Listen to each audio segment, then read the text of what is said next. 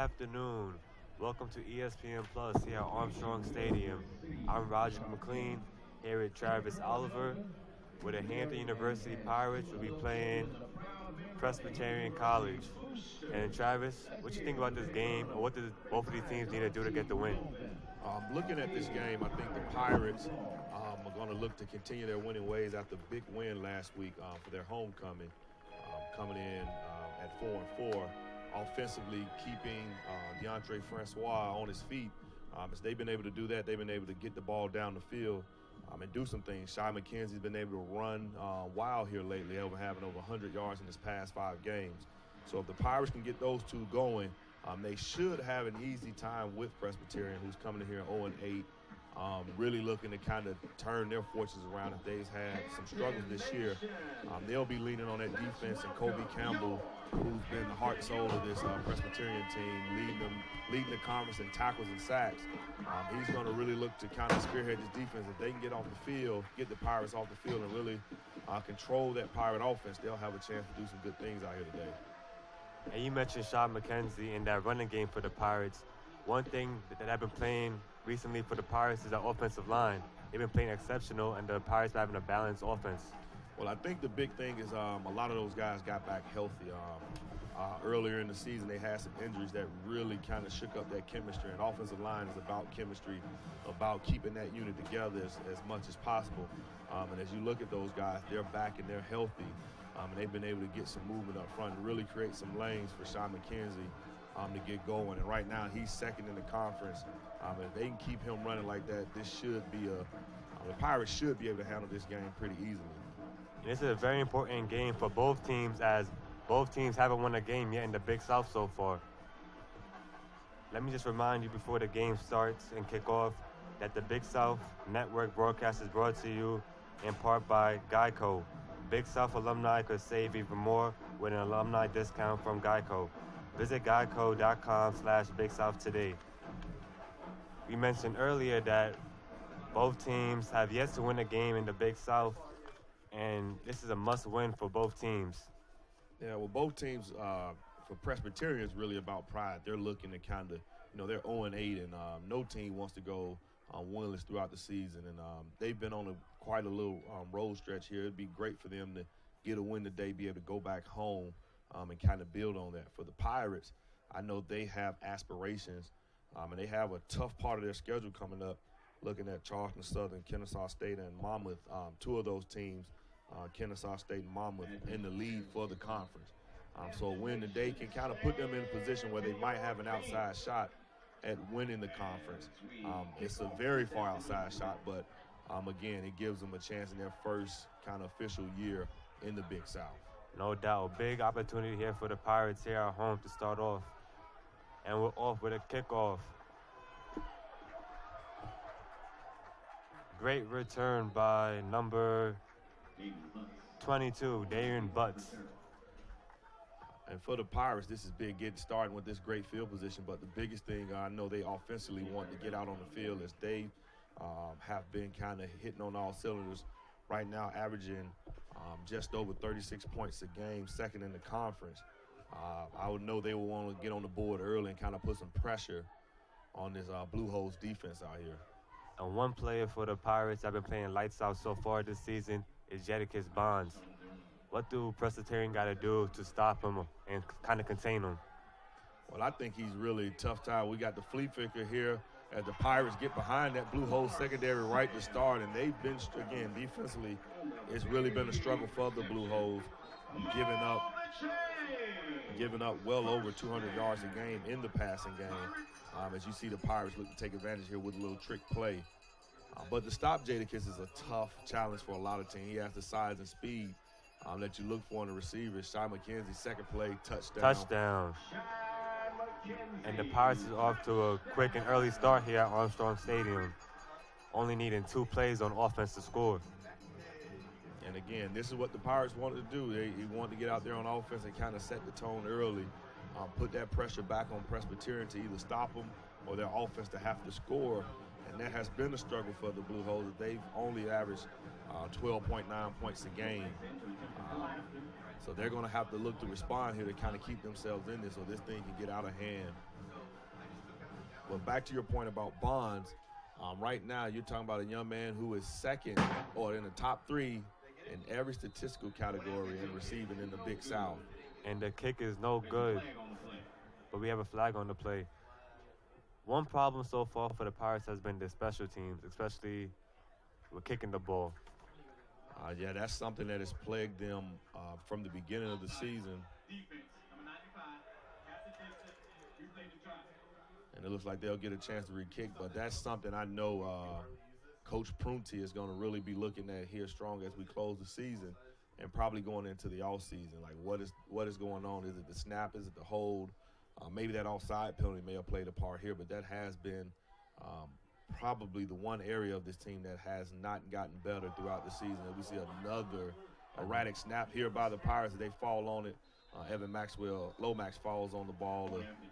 And that was 2 high snaps, as the first one kind of high, too.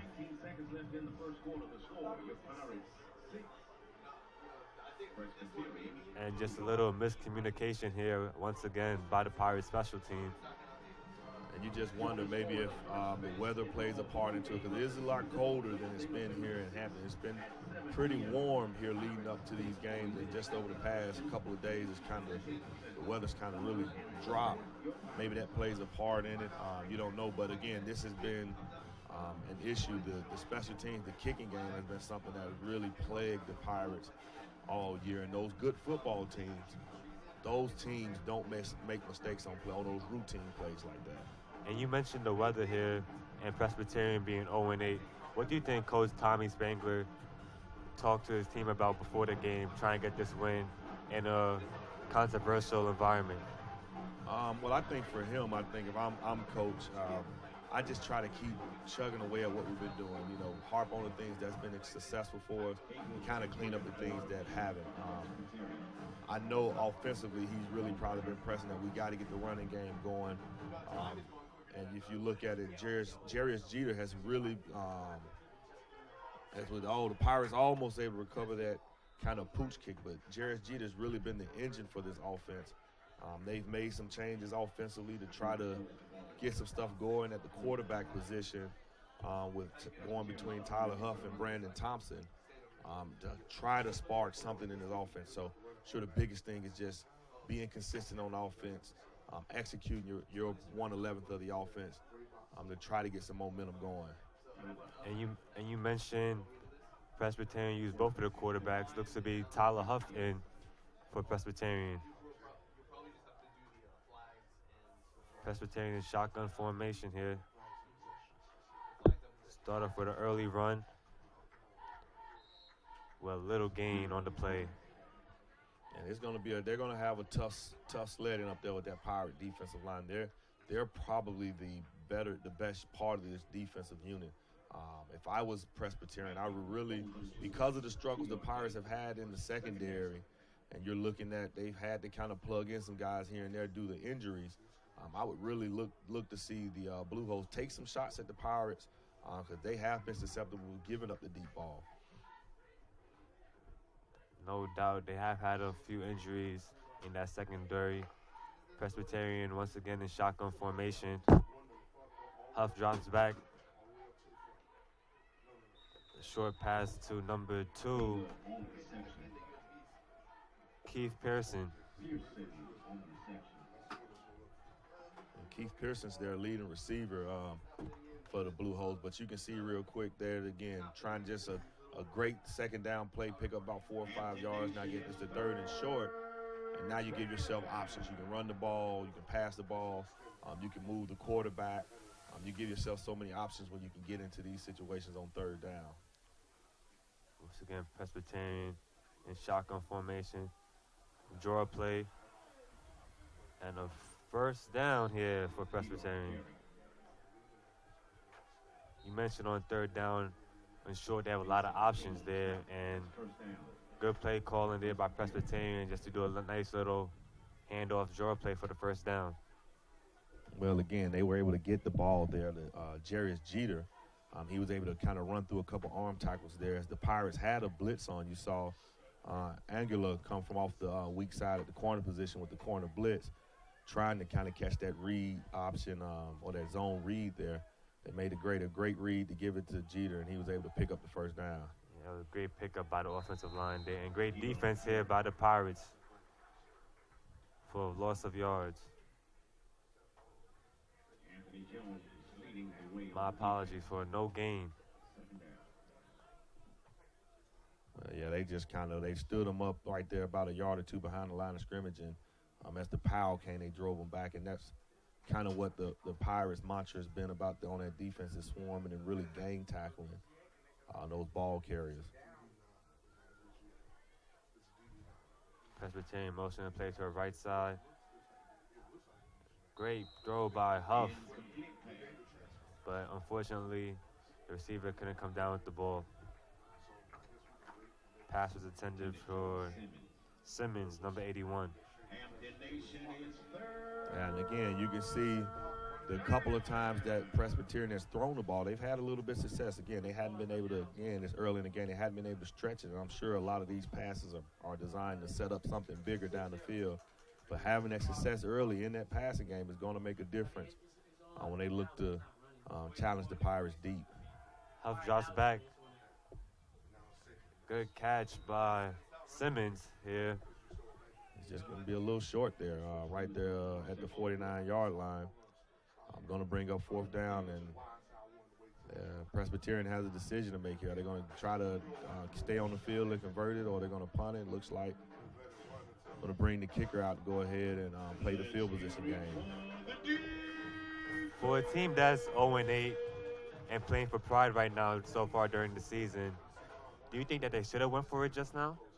I think the decision was, if it was maybe 4th and 1 or closer than that, you make that attempt. I think this is not a bad play here if the punt can be executed. It looks like they had some struggles there with holding on to the snap there, as you saw Aaron Wynn kind of bobble it there. But I think the decision was play the field position game, go ahead and pin the Pirates back deep, maybe get a turnover or something. We'll be back here after this media timeout. Has got to be your #1 pick for the ultimate in. And we're back here on ESPN Plus, where the Pirates is facing Presbyterian College. Pirates is up 6-0. And we got a run by Sean McKenzie here for a short gain.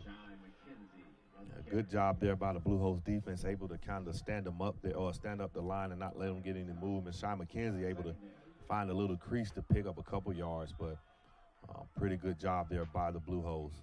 And you mentioned earlier, McKenzie has been playing lights out so far for the Pirates this season. Yeah, he's really been kind of, he's been healthy this year. Last year he faced a lot of injury that really affected him overall, as Jada responds with another with a reception there, picks up about 4. But he's really been the engine for this our Pirate offense, really giving the play-action game for Francois and this Pirate offense life, because he's been healthy and he's been able to break tackles and do the things that they expect him to do when he put on the Pirate uniform. And so far for Bonds and Francois, they have had a good connection so far this season. Run by McKenzie. And I believe he got the first down. Move the chains. And as you can see, looking at this offense, you can tell they've really kind of identified Campbell, and they're doing a good job of getting up to him and making sure he's not involved in the play, because he's been a tackle machine for the Blue Hose defense. But they've really been doing a good job of scheming him, working their way up to him and not allowing him to kind of run those seams, run those creases and make some plays in the backfield. Pirates making some changes to the play.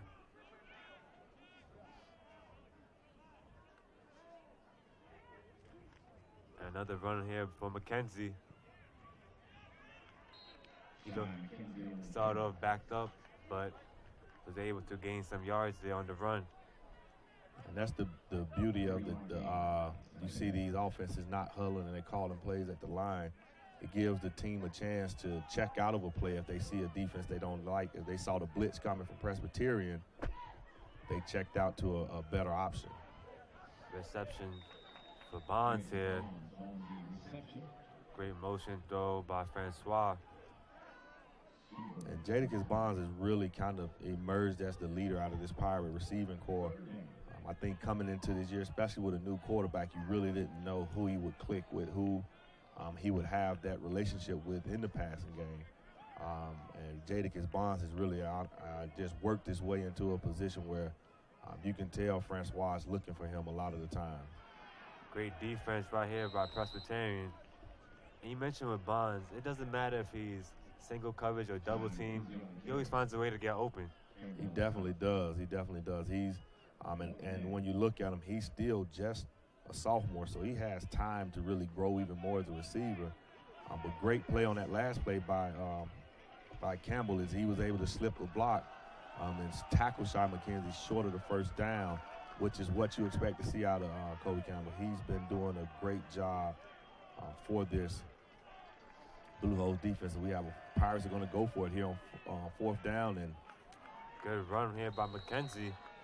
This is going to be close. Looks like this might need a measurement here. That is a close one. Let's see what they say.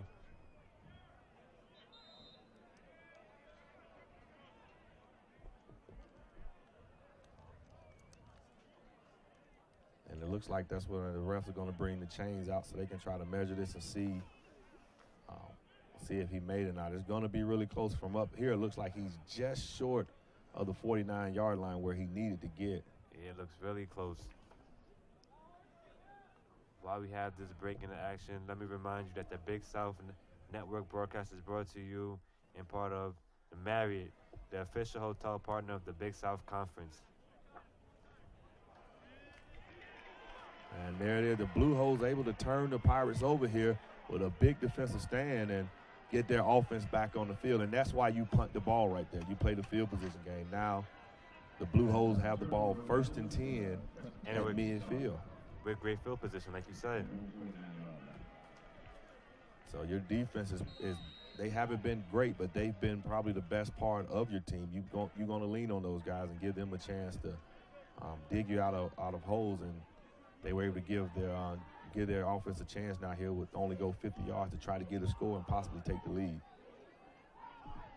Presbyterian with great field position here. In shotgun formation.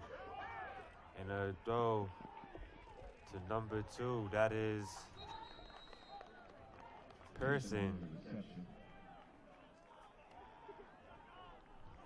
And if you've noticed, Tyler Huff has been looking for Pearson a lot here early on in his passing game on a lot of those short, quick hitters. If they've been seeing the Pirates in kind of a man-to-man on the outside. That's a good thing.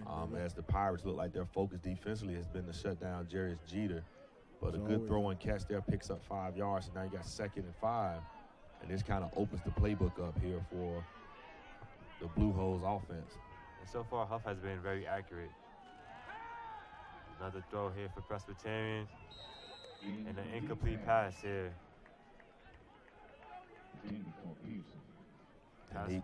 He was able to get a one-on-one outside with Angelo and Pearson. Just the ball was too low. As I think he was probably trying to put it where he didn't think Angelo could get to the ball and break it up or pick it off. So far, that's the matchup that they're going to here for Presbyterian.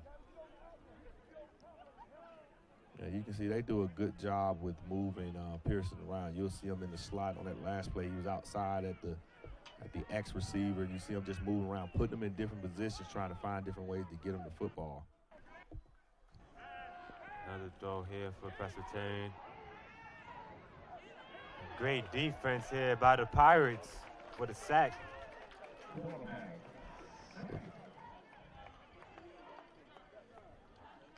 Like on that sack, that was a combination of Devin Thurman and Andy Matthews beating that Tyler Huff. Presbyterian lost a lot of yards there. They had a good opportunity with great field position, but great defense there by the Pirates. Yeah, that 2nd down play was huge. They tried to go with the comeback route on Angelo with Pearson. They're not able to connect on it. And that put them behind the chains a little bit on that 3rd and 5. forced them in a passing situation. The Pirates knew it, brought a little pressure to try to get after Huff there. And the punt is out of bounds. Looks to be around the 25-yard line.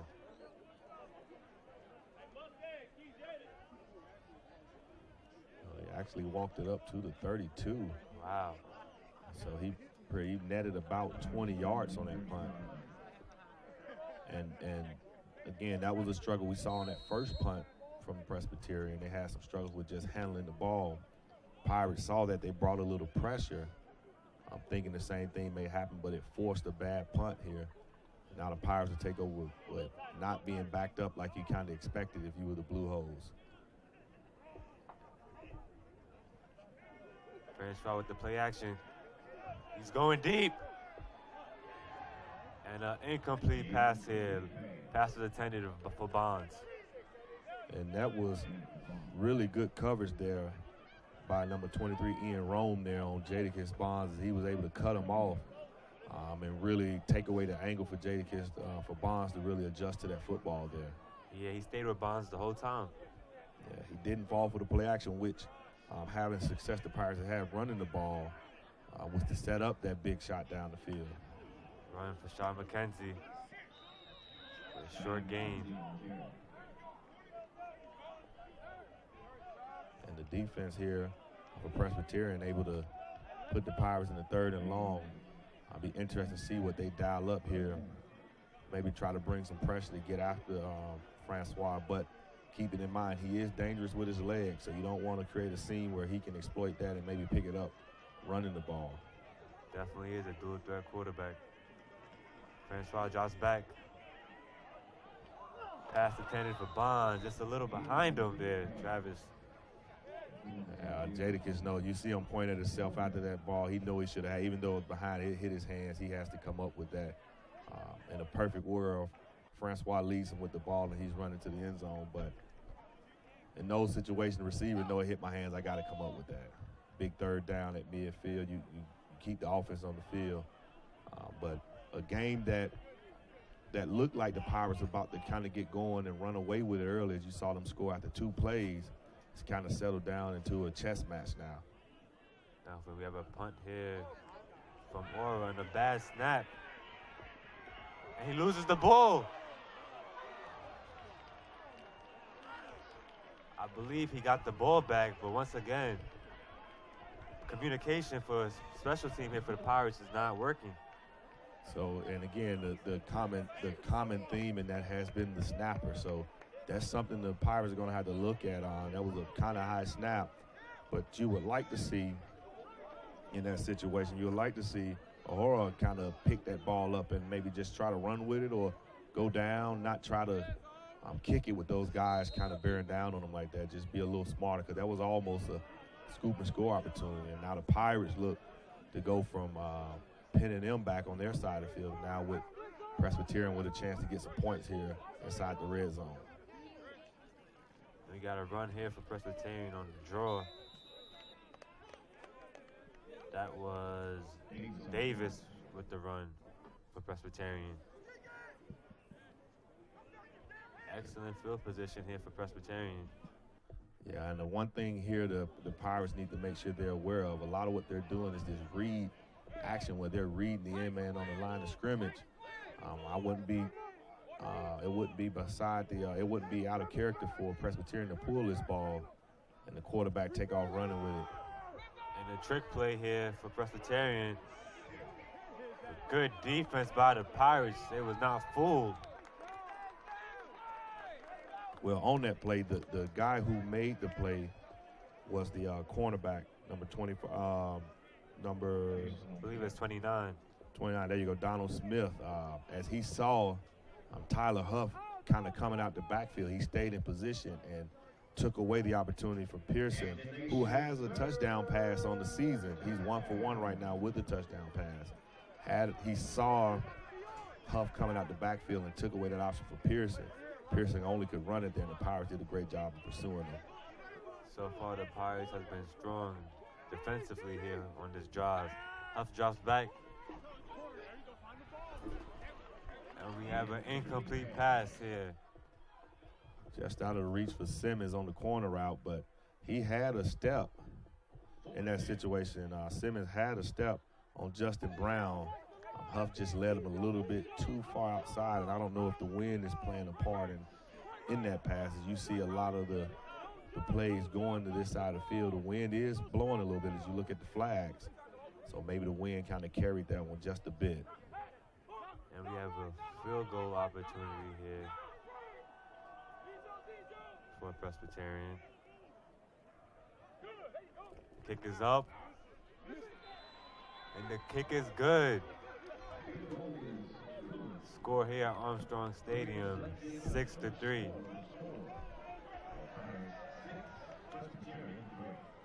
And that's a confidence builder for Presbyterian. You get on the board, but you are disappointed that you're not able to come away with a touchdown with 6 points there, given that great field position you were given by your special teams.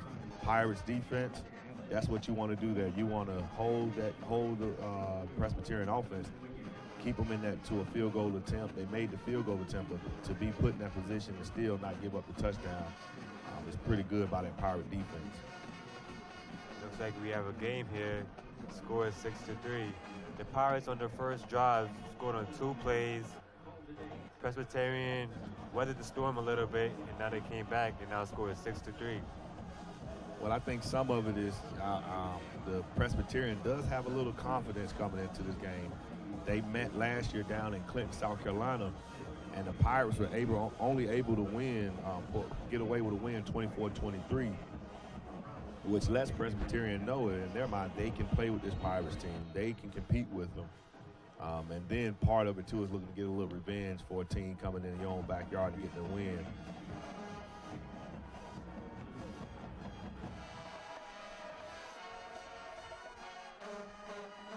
The kick is off here at Armstrong Stadium.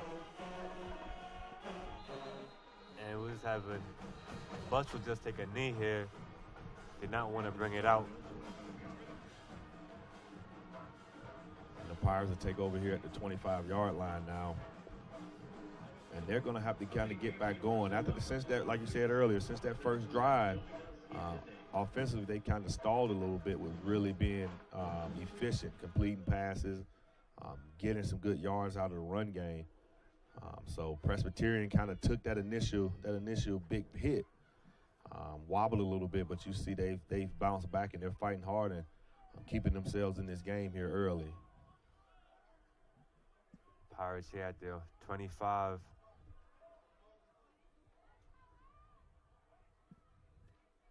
Francois hands it off to McKenzie once again. So far, Presbyterian has done a good job containing McKenzie.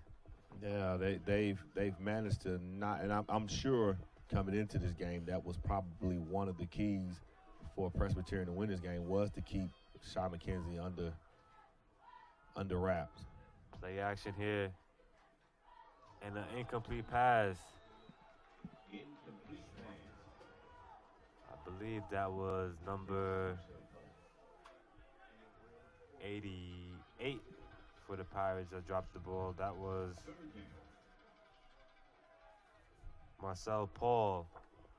That was a great job by the safety there, number 24, Emanuori, seeing the crossing route and able to kind of get a good clean hit. You know, that's the big thing in college football now, is not leading with that head. And he did a great job of driving his shoulder into the receiver and jarring that ball loose. Francois drops back, pass the 10 to Bonds. Bonds with the reception. That was a great play design there by the Pirates as they sent the slot receiver up the seam to clear out the defensive backs. And they brought Jadakiss on that deep crosser, got him matched up one-on-one on linebacker on that crossing route and able to find him in stride for a big gain. Run here by McKenzie. Once again, good job by the defense for Presbyterian. And with Jadakiss Bonds, he's 6'4", but he has some speed to him.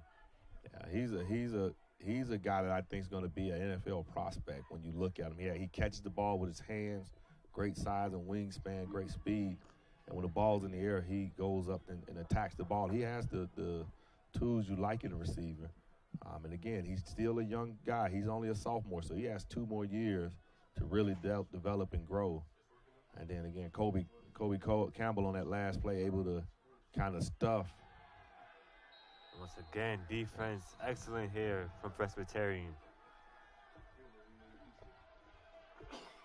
And again, that defensive line able to drive them back and able to meet Sean McKenzie in the backfield. And Sean McKenzie's going to come out.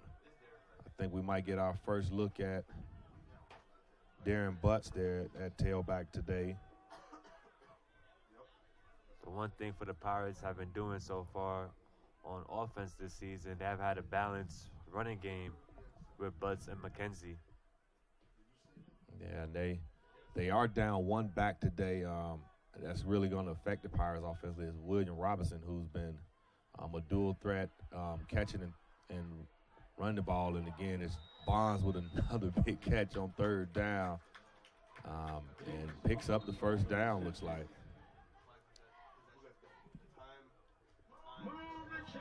That's right. We have a first down here for the Pirates. The other thing you see that young man does well is he runs great routes. Great job by Francois to escape the pressure there from Presbyterian. Butts with the run, and good defense by Campbell. That young man is a heck of a football player. Again, I can't say enough, leading the conference in tackles, leading the conference in sacks. He's second in tackles for loss and added another one to the total there. Sniffed out the play, able to find the running lane to bring him down to the backfield. And we'll be back here at Armstrong Stadium after this medium timeout.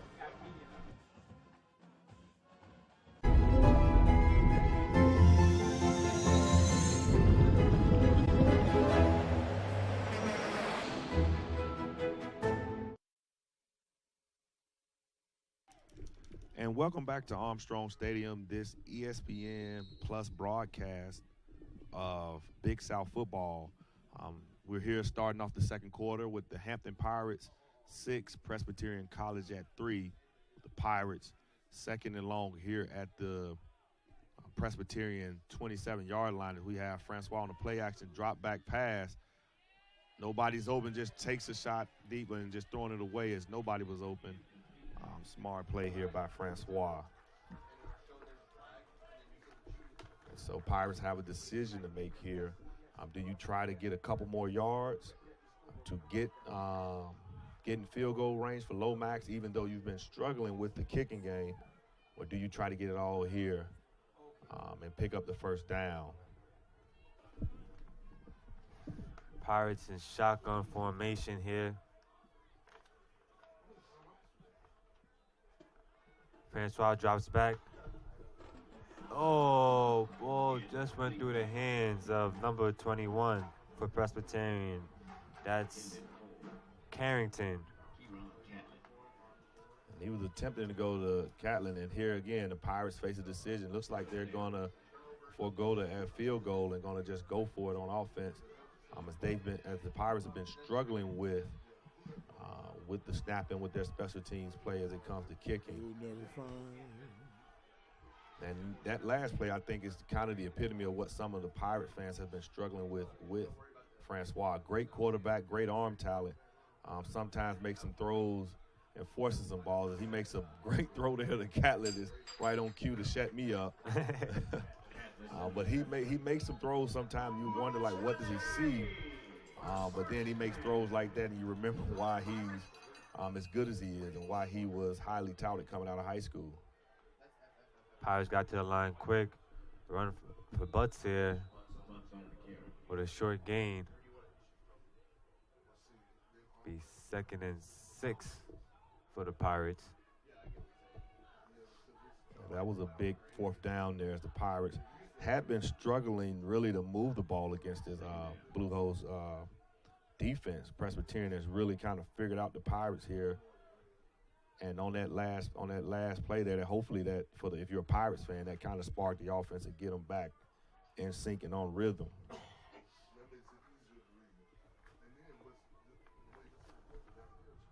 Francois pass attended of Bonds. Did he get in? And I believe he lost the ball. Ref is blowing him down, though, saying that he was on the ground before the fumble happened. But that's a play. Looking at it from here, Francois is going to want to have back.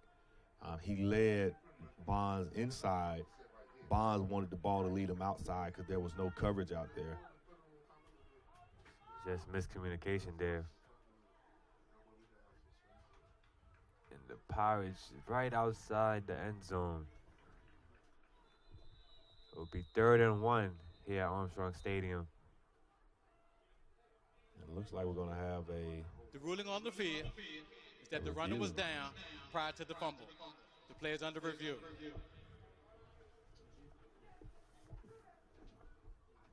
While we have this review, let me remind you that this Big South Network broadcast is brought to you in part by Geico.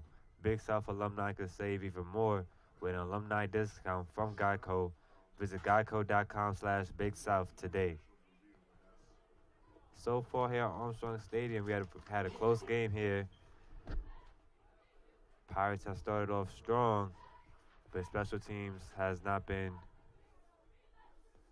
a factor here for the Pirates.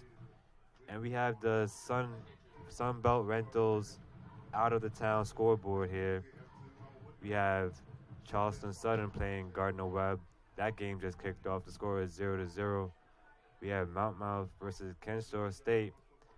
That game will kick off at 2 p.m. And we have the 6-1 Campbell University playing North Alabama. That game will kick off at 2:30.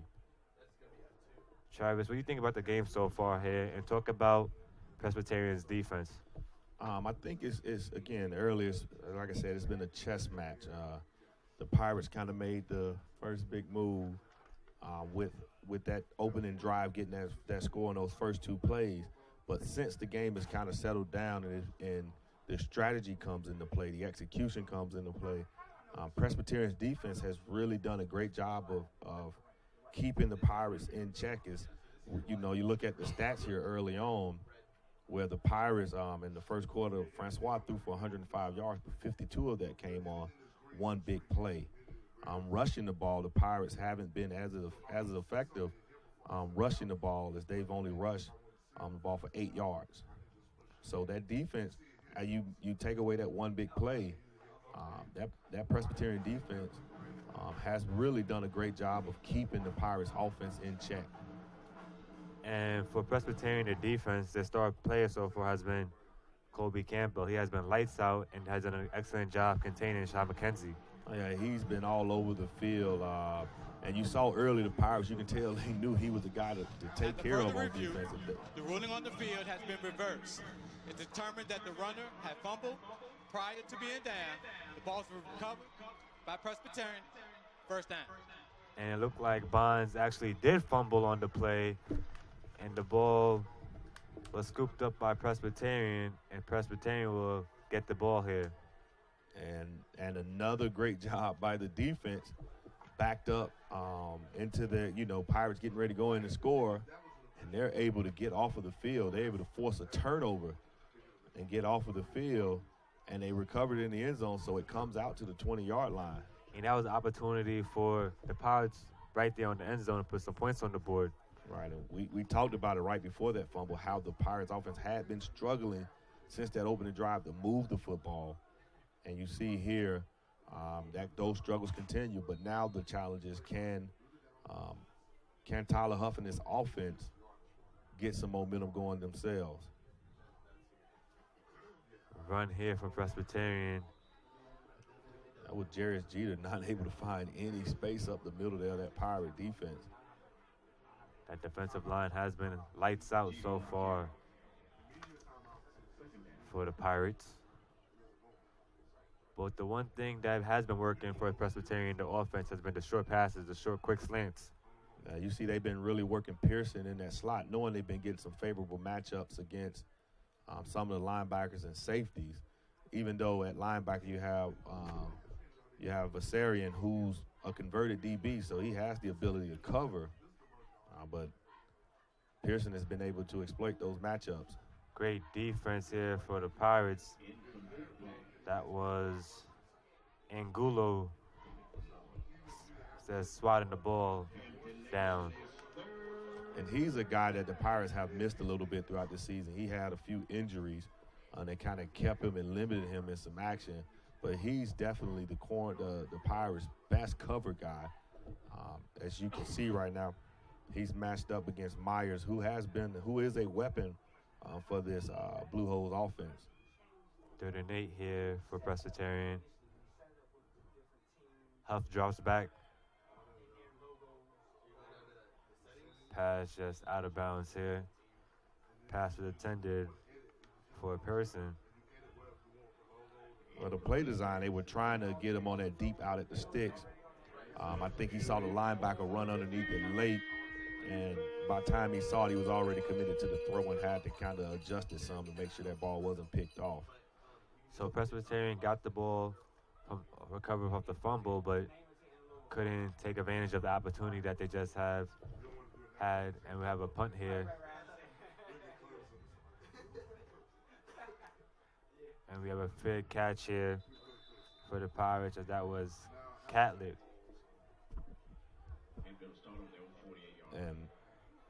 And not to be outdone, this Pirates defense is pretty good in their own right as well. So coming into this game, the real question was, could the Pirates offense continue that explosiveness they've had against this Presbyterian defense? This defense is good, but a lot of what I think maybe hurts the defense is maybe the amount of snaps they play, because unfortunately offensively they're not able to stay on the field as much as they like, as Shy McKenzie breaks one off the right side, the left side of the offense, and picks up a first down. And Campbell was right there just to tackle him.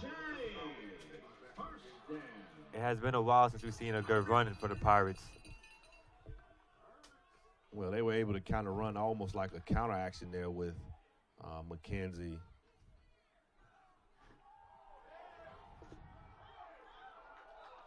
And this is where some of maybe the fatigue of the amount of snaps, like I just was mentioning, when you're on the field a lot as a defense, you start to get worn down. Offenses want to be out there 70, 80 snaps. Defense don't want you like to play, you like those opportunities, but you really don't want to play that many that amount of snaps. And we'll have a timeout here at Armstrong Stadium. While we have this timeout, let me remind you that this Big South Network broadcast is brought to you in part by Marriott, the official hotel partner of the Big South Conference, and Sunbelt Rentals. We have equipment for that. So far here at Armstrong Stadium, Pirates are up 6-3 to Presbyterian College. The Pirates have been able to really keep this Presbyterian College offense in check. They've only converted 1 of 5 third downs as Presbyterian, and that's really hurt them is staying on the field. Again, like we talked about earlier, if you can't stay on the field, that means your defense is playing a lot more snaps. And defense has been excellent on both sides so far in this one. And I will say one thing, this Pirate offense is really good at its time of possession. They possess the ball, which gives their defense a good amount of time to rest. Fanshaw hands off to McKenzie. McKenzie's definitely hard to bring down. And it seems he's found his groove. I don't know, after that, maybe that last fumble, something clicked, but they found their groove running this football. They've been able to create some seams up there up front and get McKenzie going again. And that defensive line looks kind of tired for Presbyterian. Great tackle there by Campbell once again. Sean McKenzie right now, 12 carries, 61 yards, finding his groove here on this drive. And this is a dangerous place for the Pirates. I would, for Presbyterian, it's Jadakiss, one of the leading receivers in touchdown catches in the country, is a guy who's a threat here for the fades and the slants down here in the red zone. And he has a height mismatch here. Fanshaw drops back. Did he come down with it? And we got a touchdown here for the Pirates. And they caught the Blue Hose and the man-to-man outside as they came with some pressure, looking to kind of slow down Shai McKenzie, and they found a one-on-one that they like with Catlett. So he's able to make a acrobatic catch over there on the right sideline and stay in bounds. And that was a good throw by Francois, throwing into it only he could get it. Exactly, and now the Pirates are going to go for two. Again, as those kicking struggles have gone on for the Pirates, they decide to keep the offense on the field and just go for two. Yes, indeed. The Pirates have had trouble all season with special teams. Butts motions right as a receiver. And we get extra. And it's good. The two-point conversion is good. That was Catlett with the reception. And we'll be back here after this media timeout. Hotel brands, endless experiences, rewards, reimagined. And we're back here at Armstrong Stadium on ESPN Plus, where the Pirates are up to Presbyterian 14-3.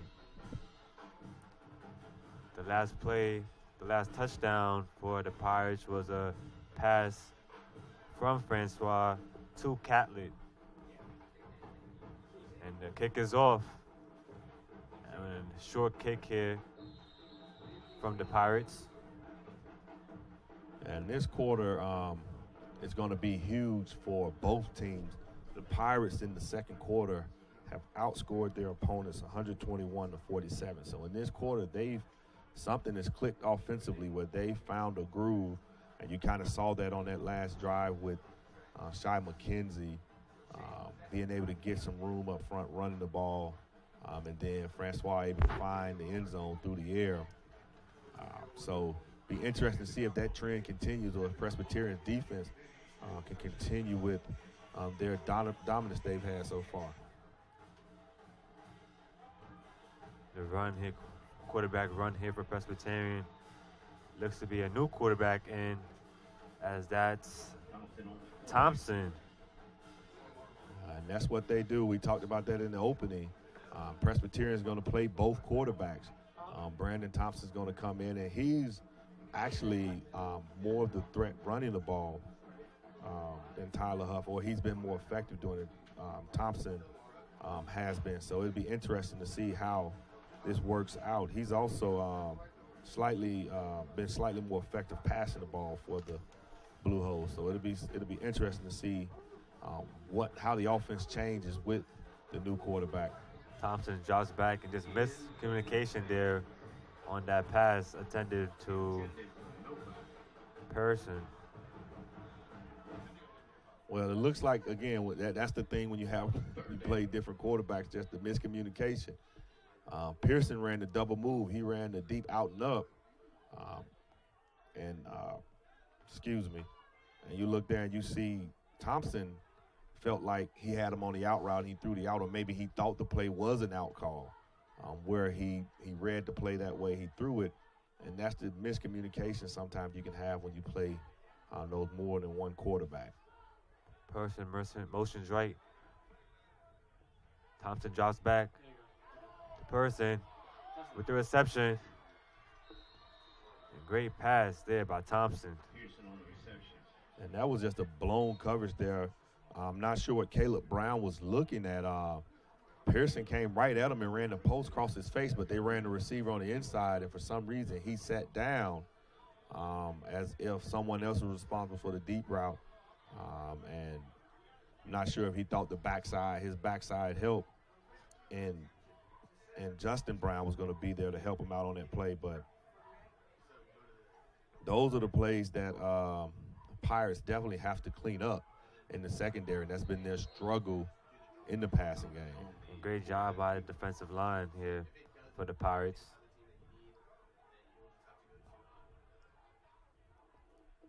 Are you surprised that they took Huff out? He wasn't playing bad as a quarterback. No, I think this is kind of their game plan. Maybe this is how they designed the game plan to go. Or maybe they just felt like offensively they needed a spark. They needed something to happen different. And maybe Thompson can provide that. And you see early he's able to hit the big play down the middle of the field. And you can even see here there's more design runs for him, more opportunities for the quarterback to run as they've really stuffed Jeter when he's been running the football. So he gives them a different dynamic offensively that makes them more of a threat, makes them more explosive offensively than they were getting out of Huff. Yes, indeed. And this is a key play, a key down here for Presbyterian. Down 14-3 to the Pirates. Yeah, and you can see this is, other than they were at the turnover, this is the first time they've been able to just move the ball down the field versus this defense. Pirates bring the pressure. Great cover. And looks to be a pass interference. It looks like the DB didn't get his head turned, Travis. Yeah, well, in college, face guarding is legal. From this vantage point, I don't think he did enough to warrant a flag. Of course, the referee has a better vantage point than I have, but it looks like he just face guarded him. The receiver went up for the ball, but that's why they do tell you to try to at least get your head around to avoid that. But looked like good coverage from this part. The referees felt like it impeded the opportunity to catch the ball on the receiver. So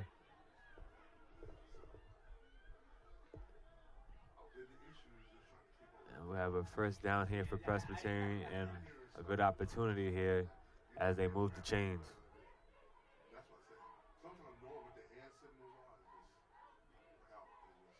Thompson with the run and good tackle there by number 41. That's David Ula. And great read by the safety. They're able to come downhill and not let Brandon Thompson get to the edge. But again, like I told you earlier, you see a different kind of offense now that now that Thompson's in the game. They're being more dynamic. They're doing more quarterback design runs, which really keeps the offense or the defense on its toes. Just bad pass there, pass intended for Person. A part of that's the pressure. As he looked to get rid of the ball, he saw big 99 Keenan Marr kind of bearing down on him, and just looked to get rid of it quick before he took a big shot.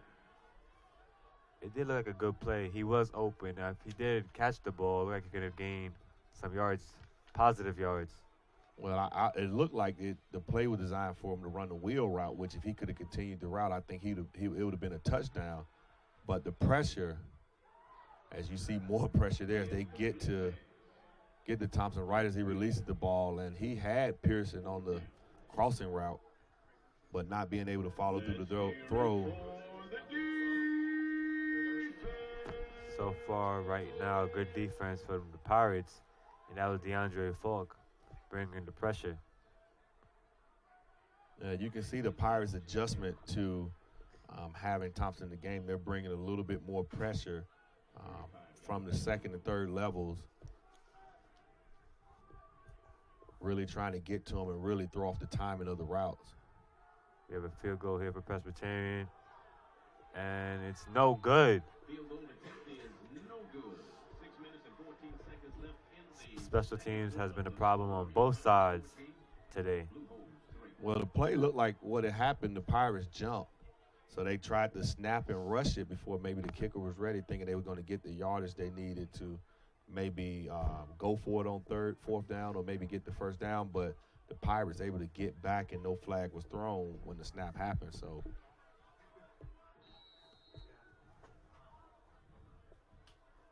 good job by the defense, though. They held even after giving up a couple of big plays without giving any points. Get the ball back to their offense and see if the Pirates can find a way to put another one on the board. Francois drops back. Pass intended to Bonds. Just couldn't come down with it. It's rare to see Jadakiss Bonds drop the ball like that. Yeah, he did a great job of kind of balling defensive back. He kind of posted him up, knowing the ball was going to be a little short, but put his body in a position where the defensive back couldn't make a play. And it looks like he came up with a little bit of limp there. It looked like Carrington. Francois keeps it. Excuse me, not Carrington. Looks like Noah Suber has a little limp there after that play. So hopefully he's okay, and as he's going to stay out there on the field. And we got a first down here for the Pirates.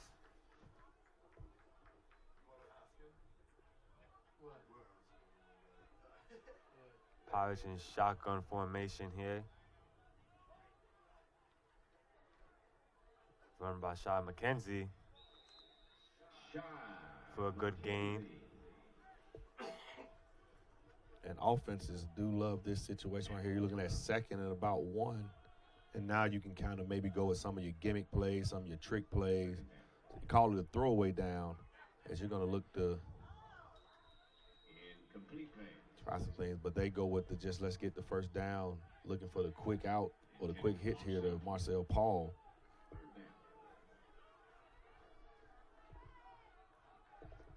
Third and 1 here at Armstrong Stadium.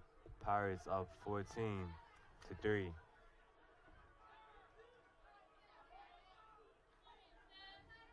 McKenzie with the run. Able to find a crease in there to pick up the first down. McKenzie on the carry. Move the chain. And a first down for the Pirates. So far this quarter, McKenzie definitely got more involved here, Travis. Yeah, they've been intentional about getting him the ball. And the offensive line has been intentional about finding seams for him as Catlett open right over the middle. Oh, Catlett tried to come down with the one-hand catch. That would have looked nice if he came down with it. Well, again, that to me is part of the growing pains here for this offense. You would love to see the receiver maybe sit it down in that void. He found the opening in the defense, just sit down. Francois delivered the ball right there, but he continued crossing the field, and Francois tried to lead him there with the pass. Will be 2nd and 10 here.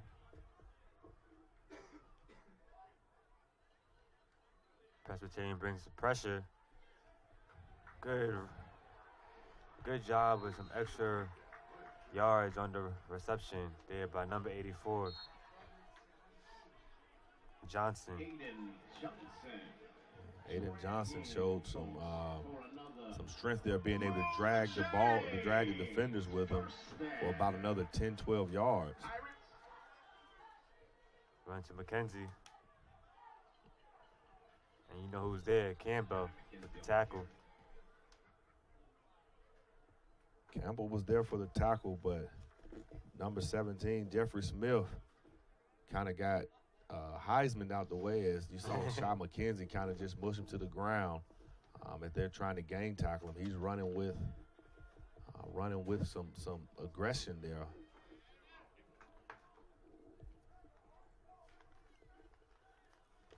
So he comes out, Butts checks in.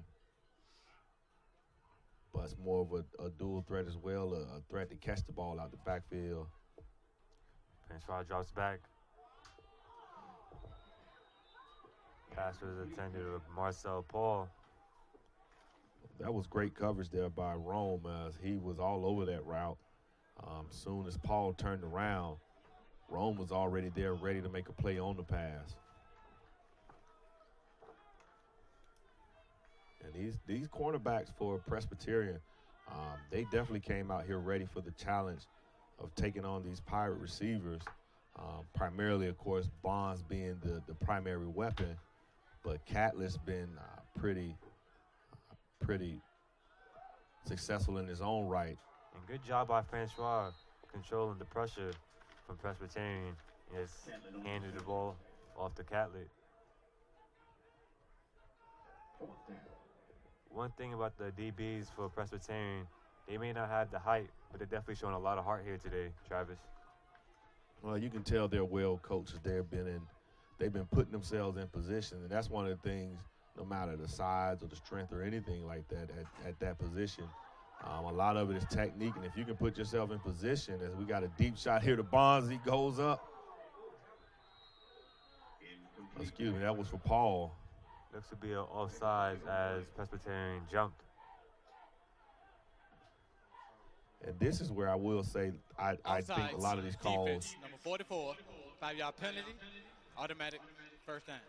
A lot of these, the referees, you want to see consistency, and that's why the NFL has gone to this review of pass interference. That same play was made earlier where they, where Suber, you can see Suber just there with face guard and Paul, able to knock the ball away, and I thought it was a good no call. The DB was in good position to make a play as we got McKenzie over the left side and picks up about 14 on the carry. That was a great run by McKenzie. But Suber, I thought, made a great play defending the receiver. He didn't make contact until the ball got there, even though he had his arm up in position. Great face guard, no flag. Great job by the ref, but the play on Angelo going the other way was flagged for the same thing. And another run here by McKenzie.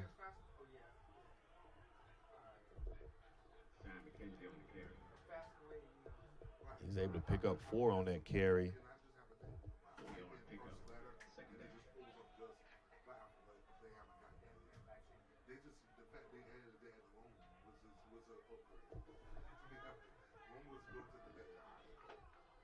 Opportunity here for the Pirates to put some points on the board as they're in the red zone here.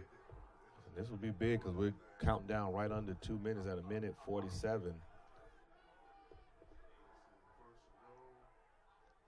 Francois drops back. And a touchdown. Aiden Johnson with an amazing catch. He got up that time. Yeah, to come down and control it, even while having the defensive back Ian Rome draped all over him. And it looks like the Pirates will go for 2.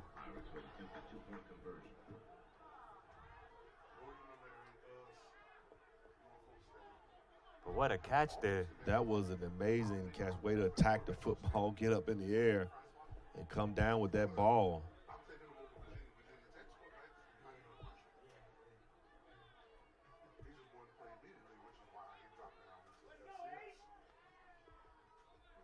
Francois motion butts.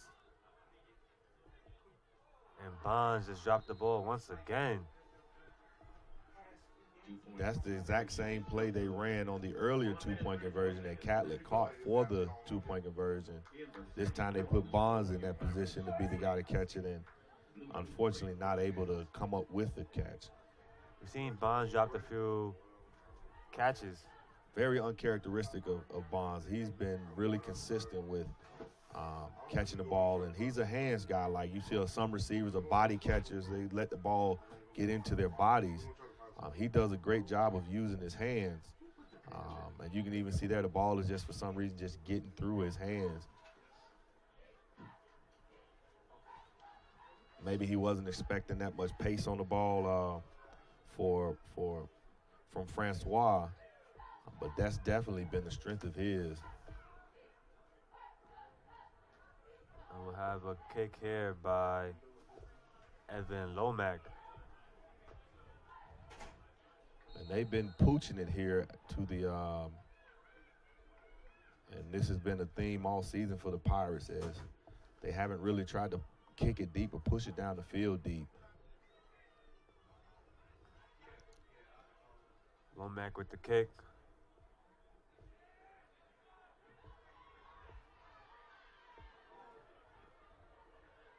That's Harriet there on the tackle. And a fumble.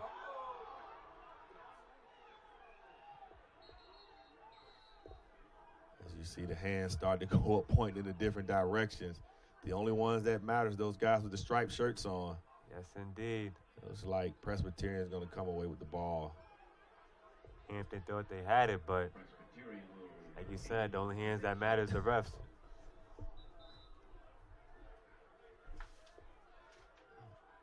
And we'll be back here with more action from Hampton and Presbyterian here on ESPN Plus. So she can watch her cartoons in surround sound. And football. And football. And we're back here on ESPN Plus. Roger McLean here with Travis Oliver here at Armstrong Stadium, where the Pirates are up to Presbyterian 20-3. And we'll have a draw play by Presbyterian. Zola Davis off the right side, able to pick up about, looks like about 5. As the Pirates Brandon Thompson's been the threat running it, so that's probably hopefully going to open up some lanes for the running backs, as you have to respect Thompson's ability to pull it and take off running. Definitely a good run here by Presbyterian. And that's Zola Davis off the left side this time. Picks up about 7 for the first down. You see Davis getting more carries right now than Jeter. Davis is more of a bigger deep running back. Thompson drops back. And the receiver just slipped and fell. Yeah, great no call there by the ref, as it looked like on that play, the receiver and the defensive back trying to avoid each other on what looked like not necessarily a pick play, but they called him in man coverage. And he just went down, he being Myers, trying to avoid Caleb Brown. Presbyterian in shotgun formation here. Pirates looking like they're Good throw and good catch by Dante Myers. Yeah, they caught Donald Smith playing some off coverage, and they looked like they were in some type of zone. Gave Myers a big cushion, and he just took it. What he gave him, picked up about 9, and now made it 3rd and short.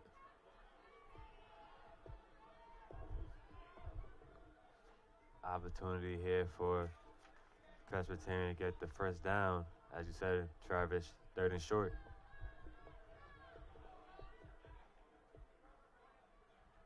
And another run to Davis. And up middle, he's still churning along. Picks up 3, first down. He's definitely hard to bring down. But again, this is why you make the switch, even with the clock ticking away, 16 seconds left to go. Not sure if Presbyterian was aware of the clock situation. Look to go deep here. Pirates bring the pressure. They're trying to go for a screen pass, but great defense by the Pirates. And I'd be curious to see the thinking here. You knew the situation with the clock, the time on the clock. And Presbyterian really didn't think to use any timeouts or anything of that such to kind of stop the clock, to give them a chance. So now here you see probably going to take some deep shot on a Hail Mary. And the Pirates are probably thinking that, so you'll see the secondary back up pretty deep to prevent that. Definitely like 5 seconds left in this half. Thompson drops back. Pirates bring the pressure. And that's the half. You're watching ESPN Plus. Pirates up 20-3 to Presbyterian. I'm Roger McLean here with Travis Oliver. We'll be back.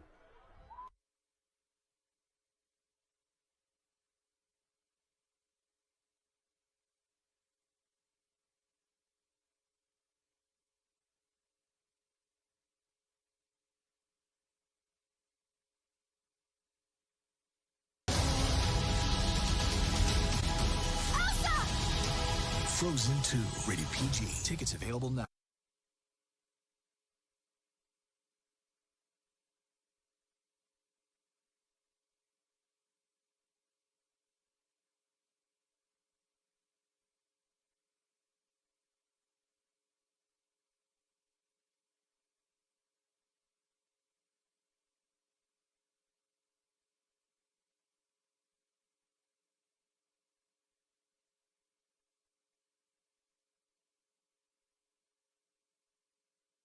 PC.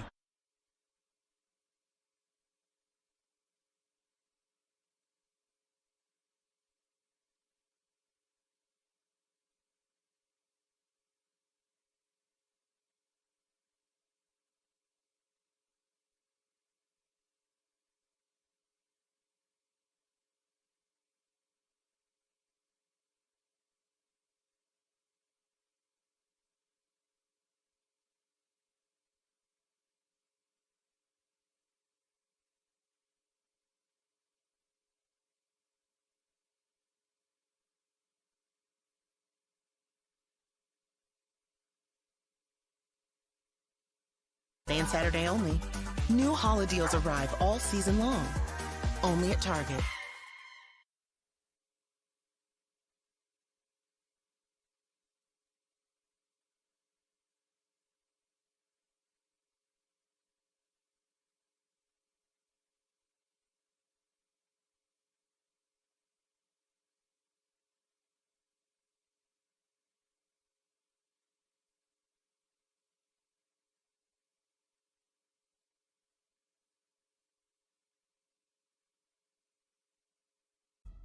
You're welcome.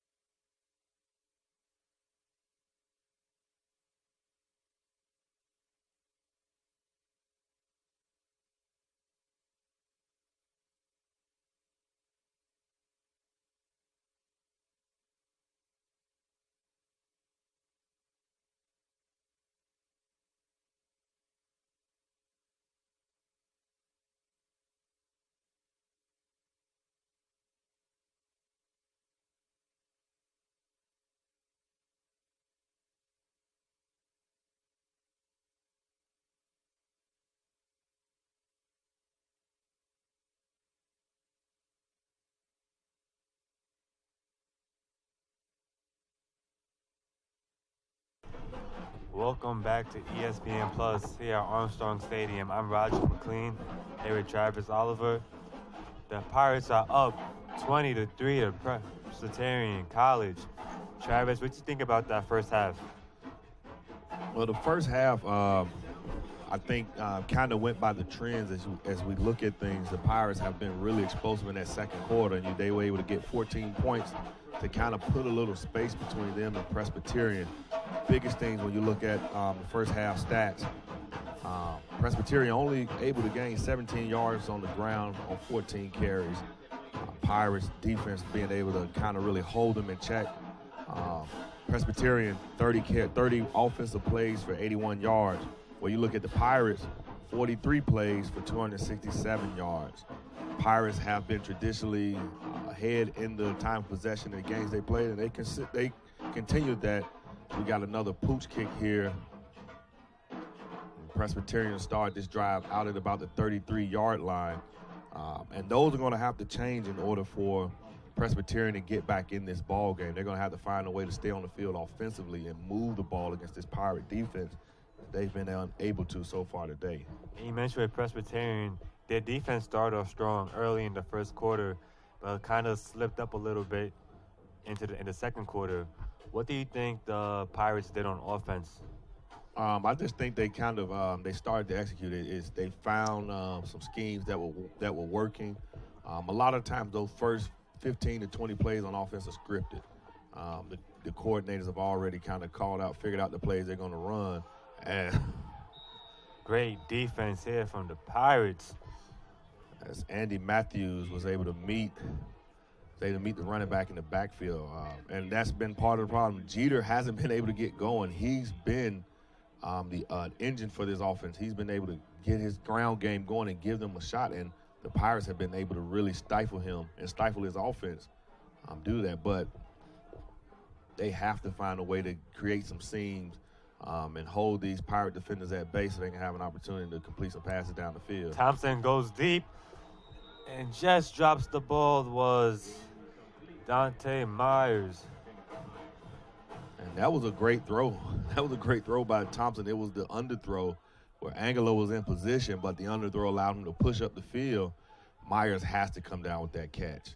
And those are the plays that you got to make in games like this. You got to make those plays to stay on the field. Those are routine plays. It looks hard, but these guys practice that stuff so much that these plays are routine. And he dropped it right in Myers' pocket. It was a great throw by Thompson, and you see they're staying with Thompson right now. They're not making any changes. And great job by Thompson staying in the pocket and delivering the throw. The receiver's going to be about 3 yards short there. Simmons ran that route right at 10, but it's going to be 3 yards short of the first down. It looks like Presbyterian's going to start this second half off with a drive. And, again, this is another trend for Presbyterian. They have not traditionally been successful here coming into the third quarter, as they've only scored 6 points but given up 68 points. So they struggle coming out of the half. And we have a whistle here on the punt.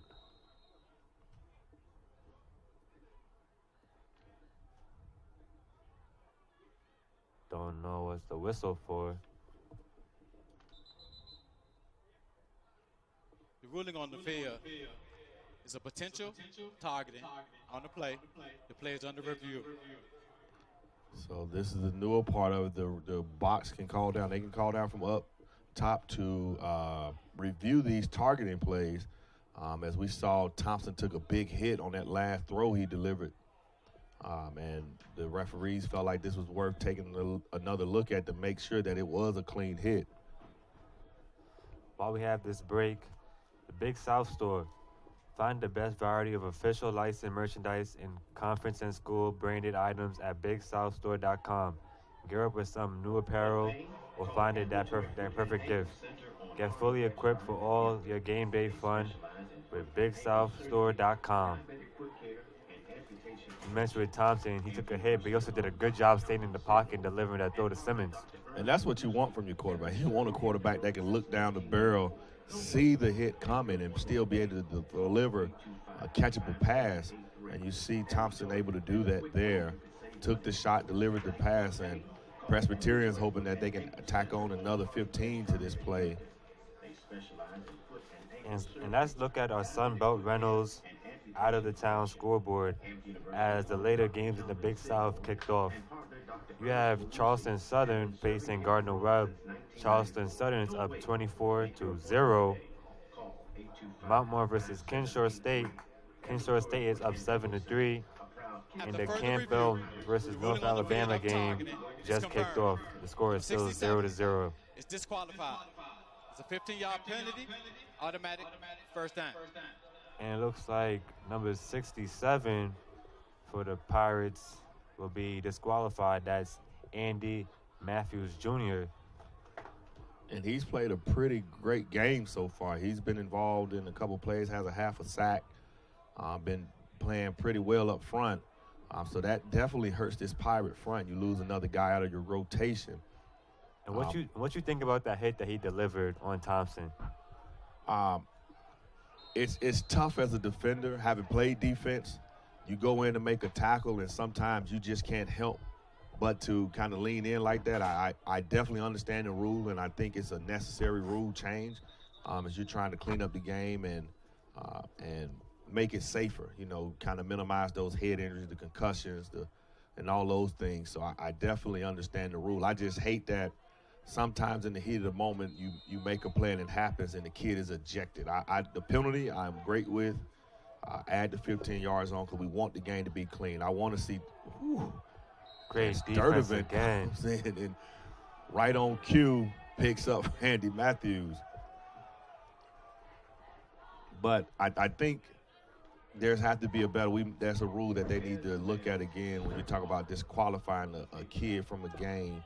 And when the hit doesn't seem to be malicious. I do want to continue to see Brandon Thompson out here because he's playing a heck of a game in the little time he's been out there on the field, and I definitely want to see him protected. So the penalties are definitely necessary, but I just think we need to relook at how we penalize the kid. Definitely. You mentioned Brandon Thompson. He replaced Tyler Huff as the starting quarterback in the second. Presbyterian needed a change as quarterback, and Thompson has delivered with his running and throwing so far. There he able to complete the quick slant to Myers, and now we have a 3rd and 8. And Brandon Thompson here has been pretty effective throwing the ball, so I'm curious to see what they dial up here to try to pick up this 8 yards. Looks like the Pirates is bringing the pressure. Good job by Thompson, delivering the ball on great moves. Oh, Dante Myers. Great job by Dante Great Myers. move. Oh, I don't think he was sure what he was going to do, and I think Justin Brown was a little thrown off by the kind of the giddy-up step, almost Lamar Jackson-esque, with the kind of kick step, and was able to slip some tackles. And great run by Myers to get Presbyterian on the board here in the second half and close this gap to 10. As soon as he caught the ball, you seen the defender that was on him slipping. He was able to break away, and just fancy footwork there by Myers.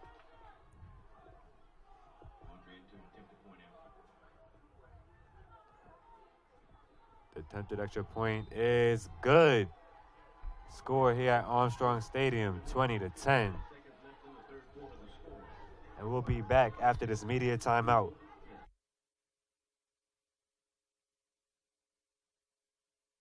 Lineup. You're welcome.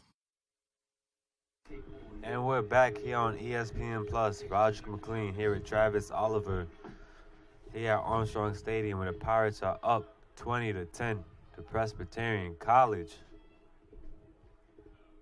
Last drive, Presbyterian scored a touchdown off a reception by Dante Myers. And that was a nice move by Myers there. I think it was a little bit more than just a reception. He made a great run and catch, able to make the first defender miss, which was Caleb Brown. They came with the blitz off the corner. Angelo came off the edge. Presbyterian did a great job of picking it up. And from there, he got it out to Myers on the one-on-one with the safety, made him miss, then made Justin Brown miss as he high-stepped or side-stepped his way on into the end zone. And a good hit by Presbyterian. I believe that was Rod Hager, number 4, delivering the blow. And that's what can happen when you get those plays like that. A big play by Myers, it kind of starts that momentum trickling through the rest of the team. It changed the energy. Everybody else gets a little bit more excited, gets a little bit more energetic, and now you can see they look like you see a little bit more bounce. You see a little more energy in Presbyterian as they look to try to make this comeback. No doubt, they're definitely looking more confident here. Francois with the play-action pass. Able to find his tight end there, James Stanley, over the middle. First time we've called his name today, using primarily to do some blocking. And here he's able to kind of get into the passing game. Run for Shai McKenzie here.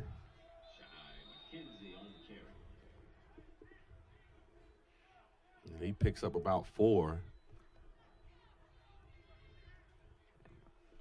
And this is how you kind of counter one of those type plays. You got to, on offense, you got to go out and you got to put together a drive to kind of steal that momentum back and kind of impose your will back on your opponent. Definitely a key drive here for the Pirates. Francois drops back, past the Catholic with the reception. Super there with a good tackle on Catlett, who ran a pretty good route. A little bit of push off at the top, but they're not going to call that. That was a great job by Francois delivering the throw right to Catlett, where only he could catch it.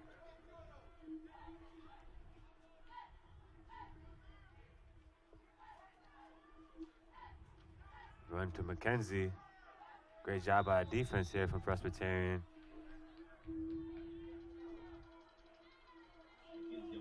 Looks like a gain of 2 here.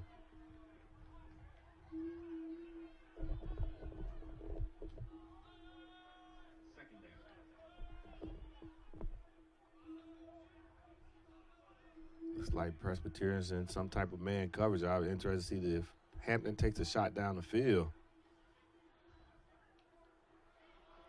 Presbyterian definitely brought some pressure there as Francois is shaking up here.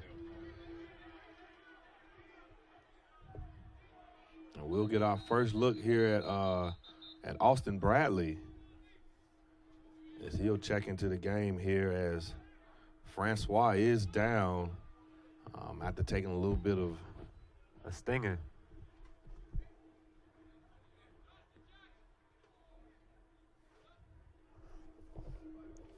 While we have this break, let me remind you that this Big South Network is brought to you in part by Geico.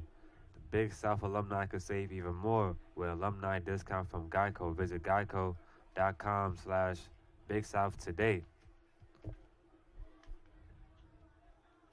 As the team surrounds Francois, see what's going on here. We have a good game here at Armstrong Stadium.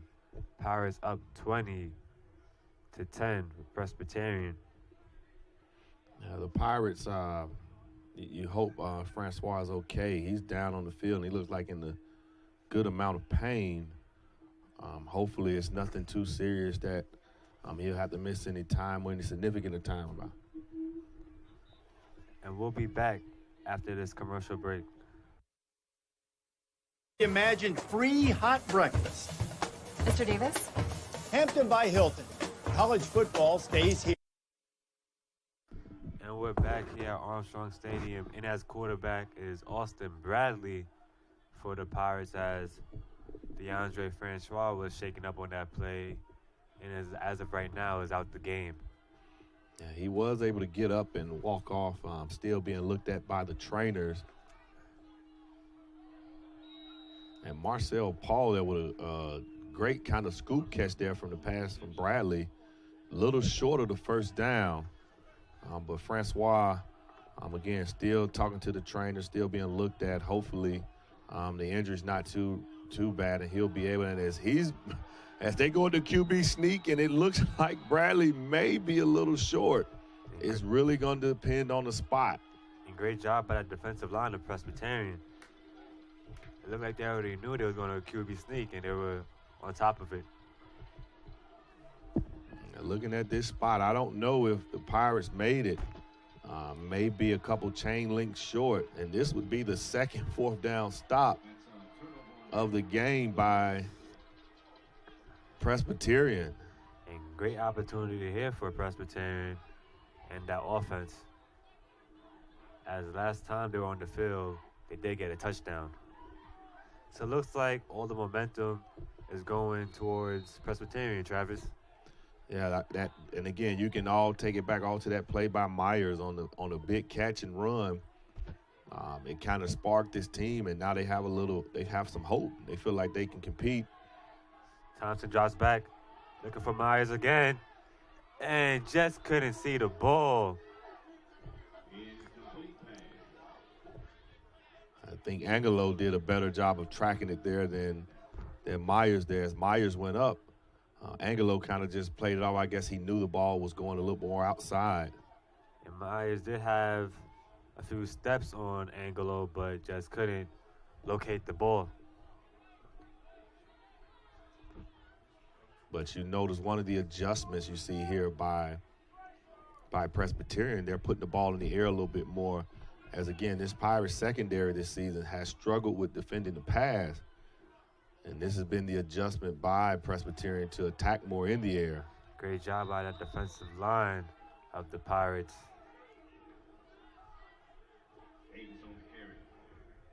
As they stop Zola Davis. Davis did a good job running the ball for Presbyterian midway in that second quarter. He did. But the Pirates up front on that defensive line, they're a deep group. You know, they lost Andy Matthews to the targeting call, so he was disqualified, had to go inside, but they rotate in and out a lot of guys up there. So there's a lot of quality depth. Thompson drops back. Oh, great play design. Job. That was Pearson with the reception. Great throw by Thompson and great catch by Pearson, keeping his feet in on the sidelines. And again, they were able to Pirates in the air, a little crossing route, little post corner action from the two inside receivers. Really tangled up Vasarian and Brown, and Pearson able to come free on the outside on the corner route.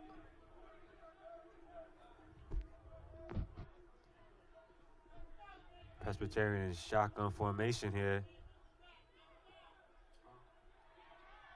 Great job by Presbyterian offense right here, playing with a lot of confidence, as that was Max Simmons with the reception.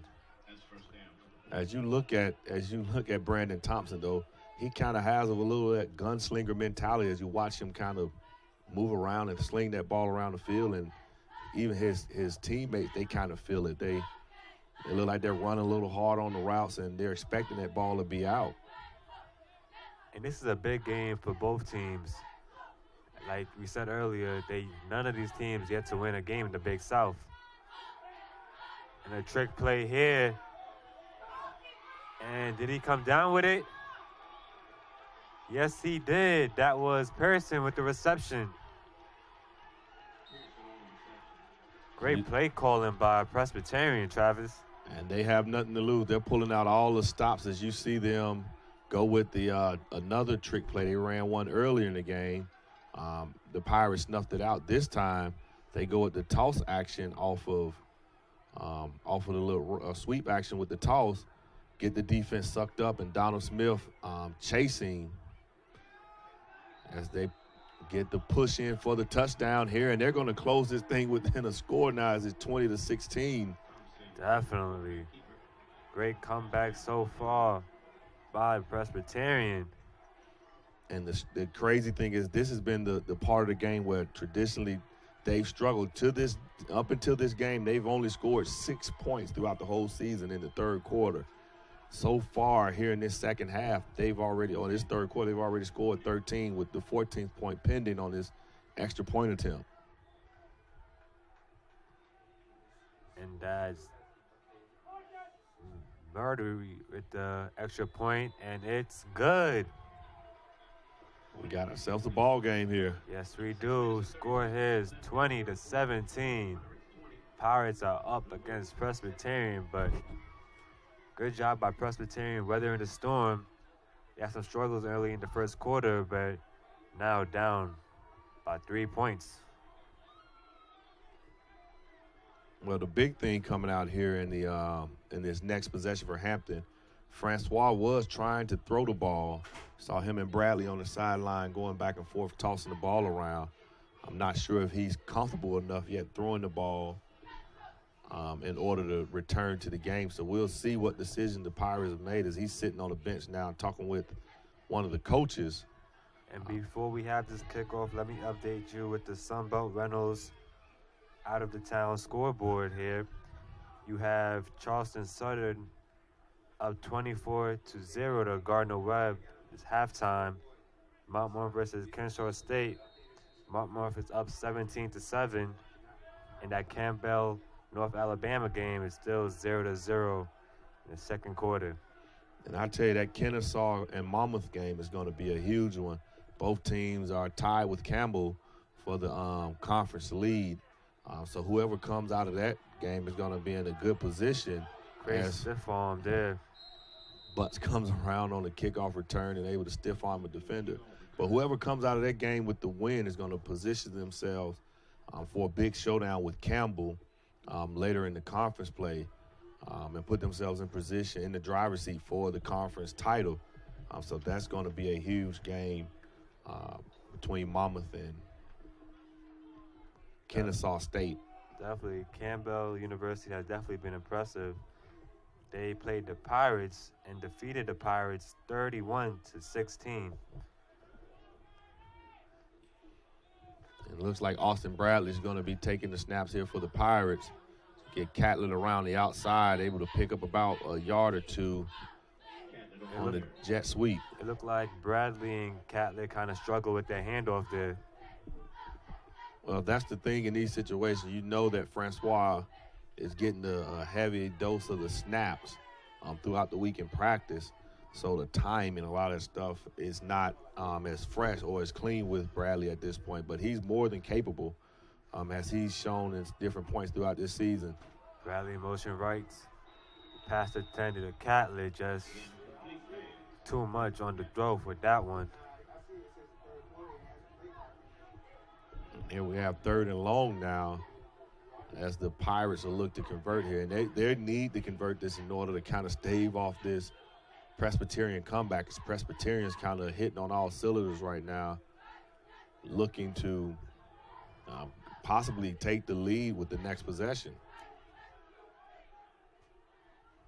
Pirates in shotgun formation here. Bradley drops back. Great job by Bradley delivering the throw to Paul.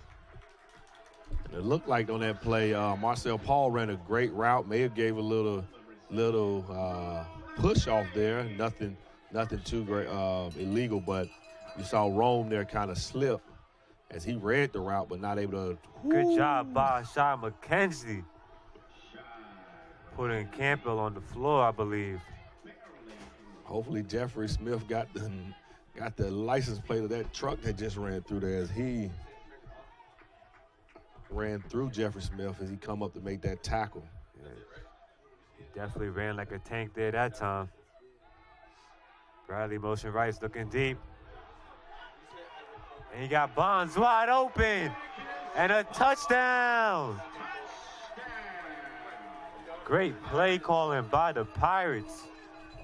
Great execution there by Bonds on the outside. You can see him. He pushes up to 12, shows the out route. The defensive back is right there. He drives and he's thinking touchdown. Just happened to be a touchdown the other way as Bond hits him with the double move and is wide open. They caught him in another man-to-man situation. And this was an important drive for the Pirates. As we said earlier, Presbyterian was gaining a lot of momentum and playing with a lot of confidence. This was a very, very important drive because I think given the situation, if Presbyterian gets the ball back in that situation, I really feel, given the circumstance, they are punching that ball in for a touchdown because they had all the momentum, they had all the energy, they have the belief. Not to say that when they take the field again, they don't still have it, but in that situation, they were clicking. They were in a groove offensively, and this kind of maybe puts things back in perspective for them and puts a little bit more space in between the two teams and gives Pirates a chance to kind of rebound from what's going on.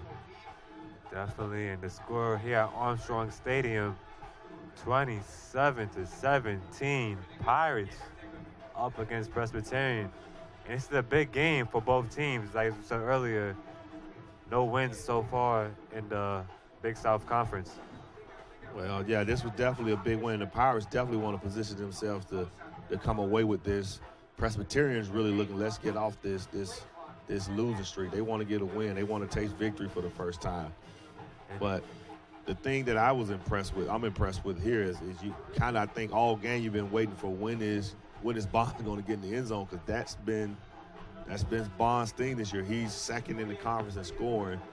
Receiving touchdowns, he's in the lead. He's actually ranked nationally for receiving touchdowns. He's been having a heck of a season, so you kind of figured it was a matter of time before he actually found the end zone. The kick is off by Lomack. Good hit, as that was Mason King with the tackle. Talking about the Pirates and them in the Big South, the schedule gets harder after this one, Travis. It definitely does. They kind of face really the top of the order. They'll have Charleston Southern next. They'll go down to Charleston Southern, and then they'll have a home game here against Kennesaw State. It'll be Kennesaw's first trip up here to Hampton. And Kennesaw is an FCS power at this point, ranked nationally and last year's conference champion. So And a run here for Thompson. I believe it's a gain of 5.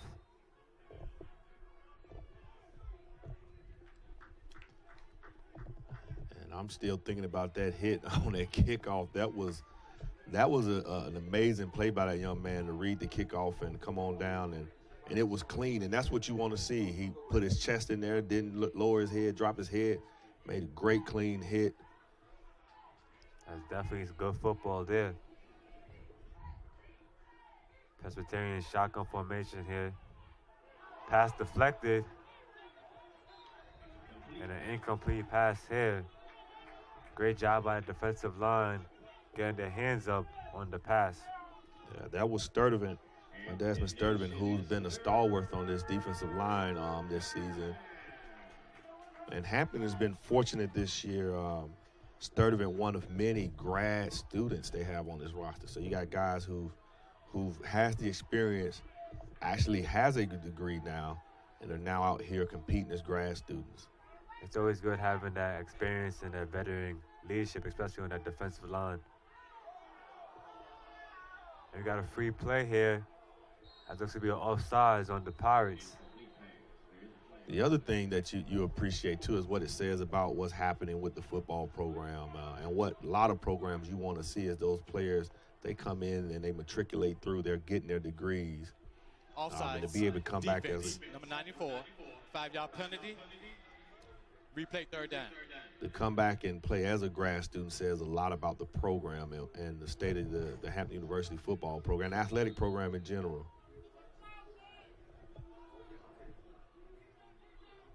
While we have a few subs on offense, let me remind you, this Big South Network broadcast is brought to you in part by Marriott, the official hotel partner of the Big South Conference, and Sunbelt Rentals.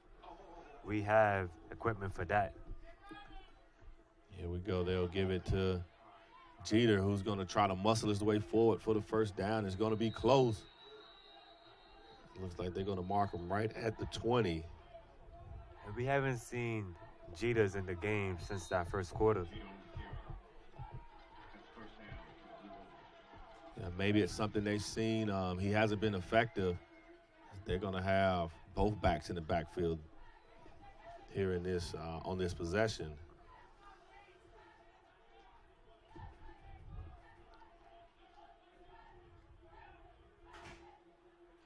And we got a run from Thompson. So you have both backs that time on both sides of the quarterback, but the quarterback just keeps it on his own. And Thompson's showing some toughness there because he took a hit.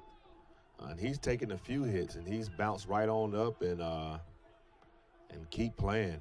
But that's part of that kind of that gunslinger, that Brett Favre mentality. Those guys, they're not worried about the contact. They're not worried about the hits. They're just worried about playing and making plays. And he's done a great job so far here in this game since being inserted. But I know they're going to need him to make a few more plays as they look to close this 10-point gap. Thompson drops back, looking deep. And too much on the throw. Pass was intended to Pearson. That was a great job by Angelo. They ran a double move like we saw Hampton run earlier. But Angelo was right there with him step for step. But you saw this time, Angelo made the difference. He got his head around. So the contact that occurred, they didn't flag because he was looking for the football. And we got a 3rd and 7 here. An important play. An important job, actually, for Presbyterian as they're down 27-17 to the Pirates. Thompson drops back. Runs out the pocket.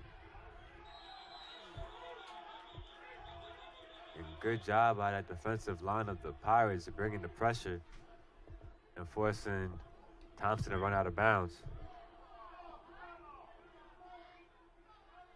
So it looks like a flag is on the play. Look like they're calling holding. You just don't know if it's on the defense or the offense. Holding, defense, number 10, 10-yard penalty, 1st down. And that call is called on Christian Angelo. Well, he did what you're taught to do in that situation when the quarterback scrambles and breaks contain. You taught a plaster technique where you get your hands on the receiver so that if he moves away from you, you can see the quarterback run, but you can feel him move and adjust. I didn't really see a grab there. I did see him put his hands on him. And in college, you can put your hands on receivers as long as the ball's not in the air. So I didn't see anything that warranted the flag, but the officials felt differently and threw it. Play action pass here. Thompson looks deep. And we got a pick. And Pearson's down, looked like he's grabbing at his ankle after that play, after the interception by Angelo on a great play of playing the ball in the air and rebounding from that penalty. After Angelo had a flag called on him, he made up for it with a great interception. And a great stop there for the Pirates. Huge stop for the Pirates, but happy to see Pearson able to get up and jog off the field. Has a slight limp, hopefully nothing too serious, and able to return to action. But great play by Angelo, like you said. He got his head around, squeezed the receiver, and able to make a great play. And it looks like this one might be under review to make sure he stayed in bounds or controlled the ball through the catch. Or maybe not. They're going to play it, hold the call and keep playing.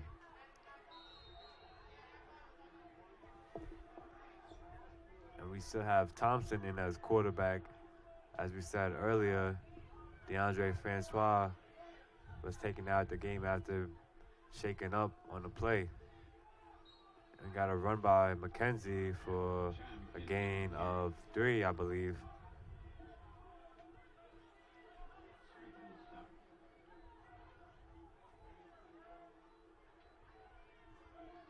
So far in this half, Presbyterian had the momentum, but it looks to be on Hampton's side now, Travis.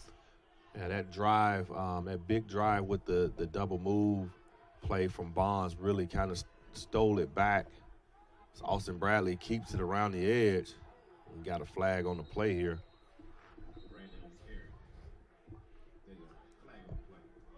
Looks like in the realm of holding against the Pirates.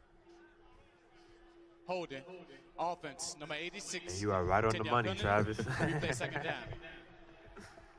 Right on the money. So this will back the Pirates up and make it second. Second at about 13, second about 12.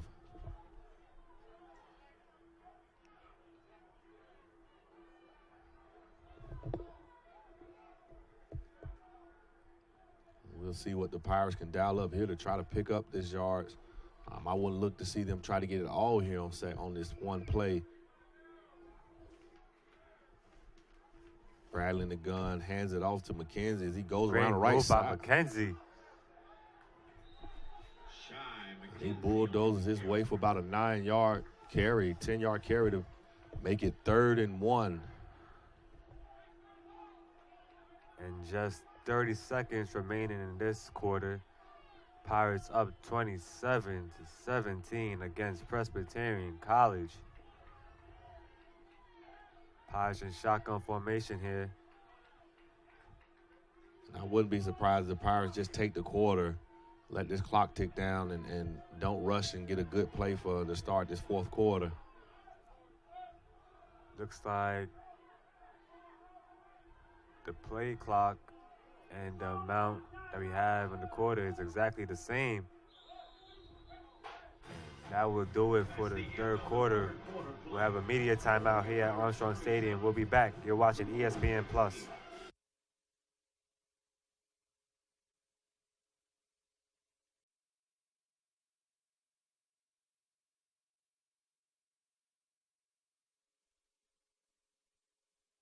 Welcome back here on ESPN Plus.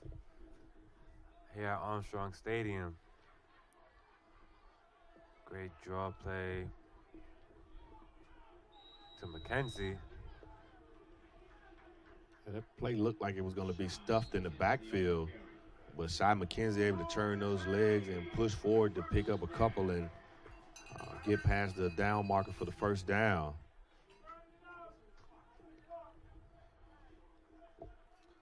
So far, Bradley has done an excellent job replacing Francois.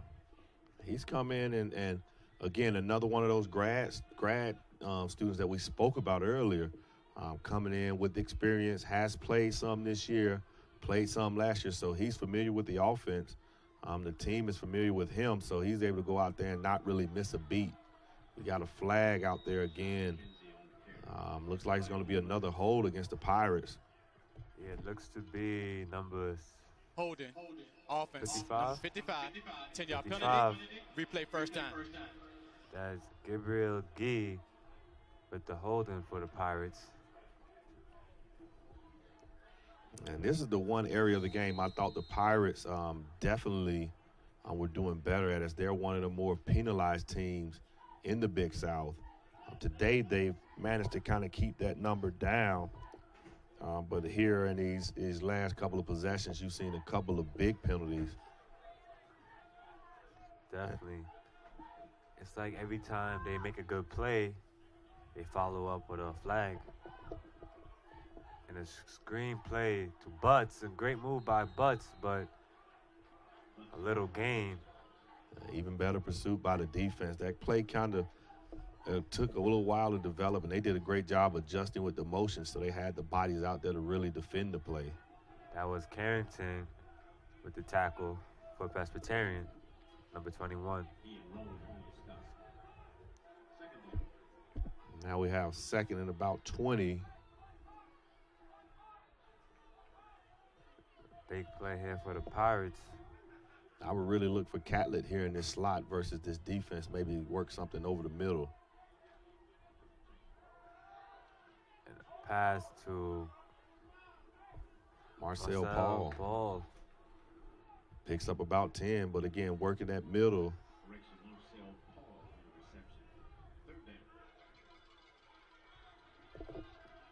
Just 3rd and 10 here for the Pirates.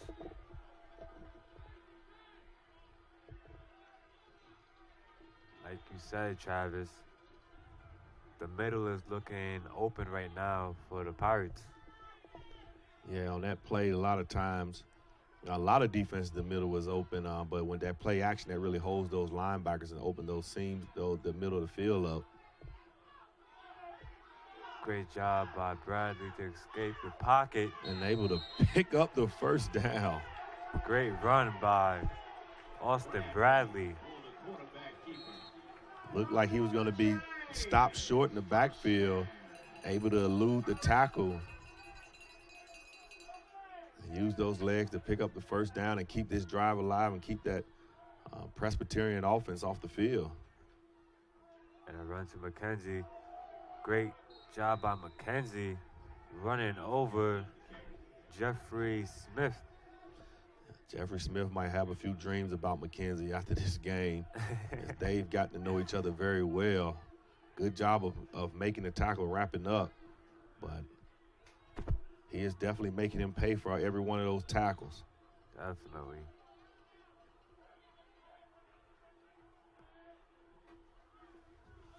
And with these Pirates quarterbacks, both of them could run and both of them could throw.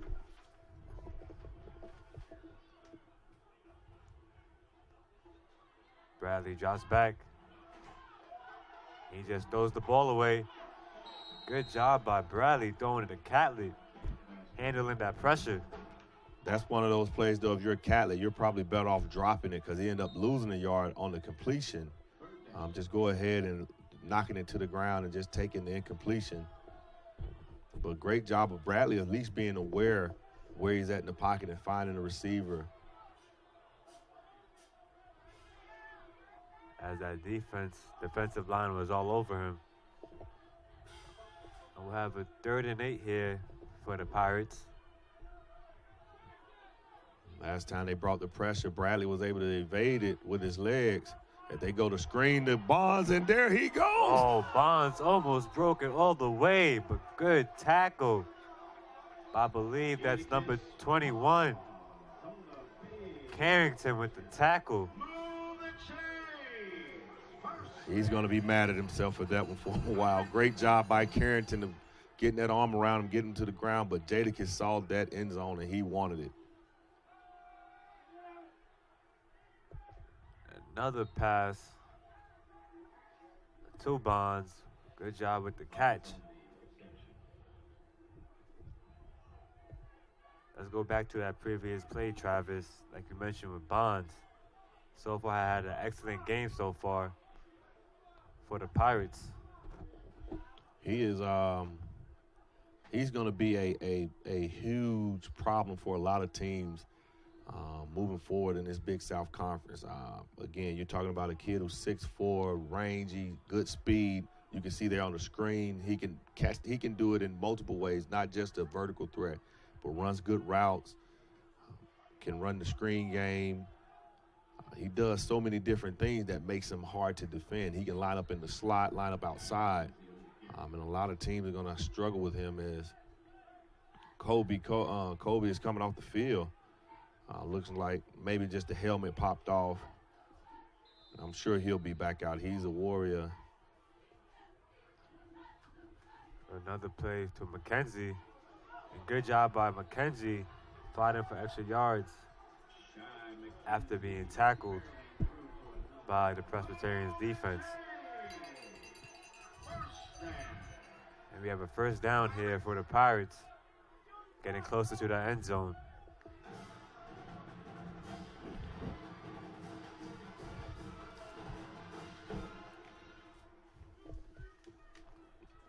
Campbell is jogged off. Kobe Campbell, he's over there on the Presbyterian sideline getting looked at by one of the training staff. Maybe it looks like he might have lost a contact or. And the run for Bradley.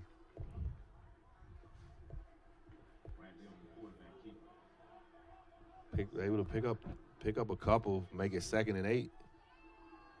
And Bradley has been very effective here in this role coming in for Francois. I think so much so that they didn't really feel any pressure to try to get Francois back in the game. And especially with this drive, Travis, the Pirates have done an excellent job moving up the field. Another draw play to Bradley, and a touchdown, Pirates. That was a great read by Bradley there on the zone read. He read the end man. They saw the sweep action, and everybody went to take out Butts. He definitely fooled me. Yeah, he pulled it and saw the seam right up there. And that's where you miss a guy like Kobe Campbell, that kid. I'm sure he'd have been somewhere in there to try to make a play. But you have your second guy out there who's more than capable, but they over-pursue trying to take away that run, that sweep action. And Bradley reads it perfectly and able to pull the ball, tuck it, and shoot up the middle for a quick score for the Pirates to really put some space. And the extra point is no good, as it was deflected. Pirates are up 33-17. And we'll be back after this media timeout. You're watching ESPN Plus. Wow.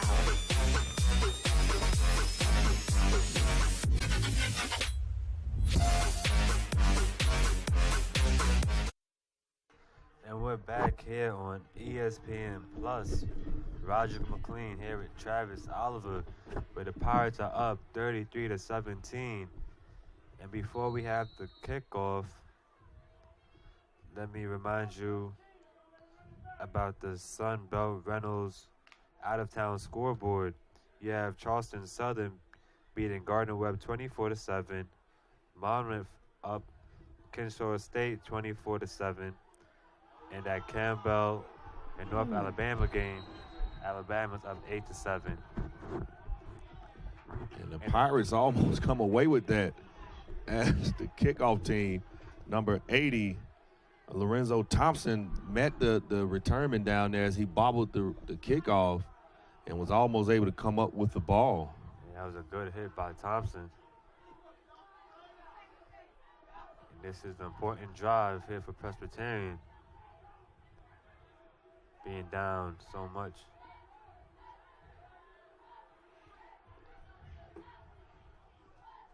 And if you're Presbyterian, if you're Pirates, you know the pass is coming, so you can almost bet they're going to have their pass defense. They're going to have their pass rushers out there and really look to get after Presbyterian, given that there's only 7 minutes to go in the game, down 2 touchdowns, 2 two-point conversions. And they definitely got to play a little bit faster with more intensity here. Down so much. Presbyterian shotgun formation here. Thompson drops back. Throws it to Pearson.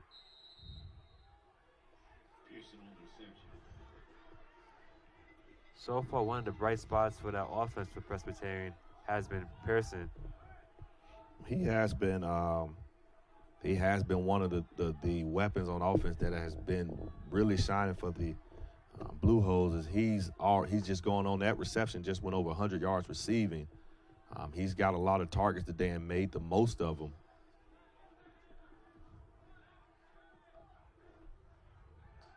And the pass again to Pearson.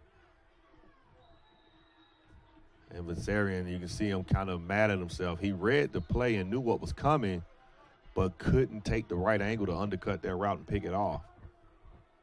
They're getting these short completions, and I'm sure the Pirates aren't upset because the clock is still moving. But at some point, Presbyterian's going to have to get the ball down the field. Definitely got to take a risk down the field. Like you said, only 6 minutes. And they do here. And a catch. Oh, he drops it. That was Myers. Great job by Donald Smith there as he was in his hip. He wasn't in position to look back, but he was able to arm bar his left arm to make it a tough catch where Myers had to try to one-hand. Defense, number 99. And we got a roughing the passer call first down here on the Pirates, as that was number 99, Kenan Marr, with the roughing the passer call.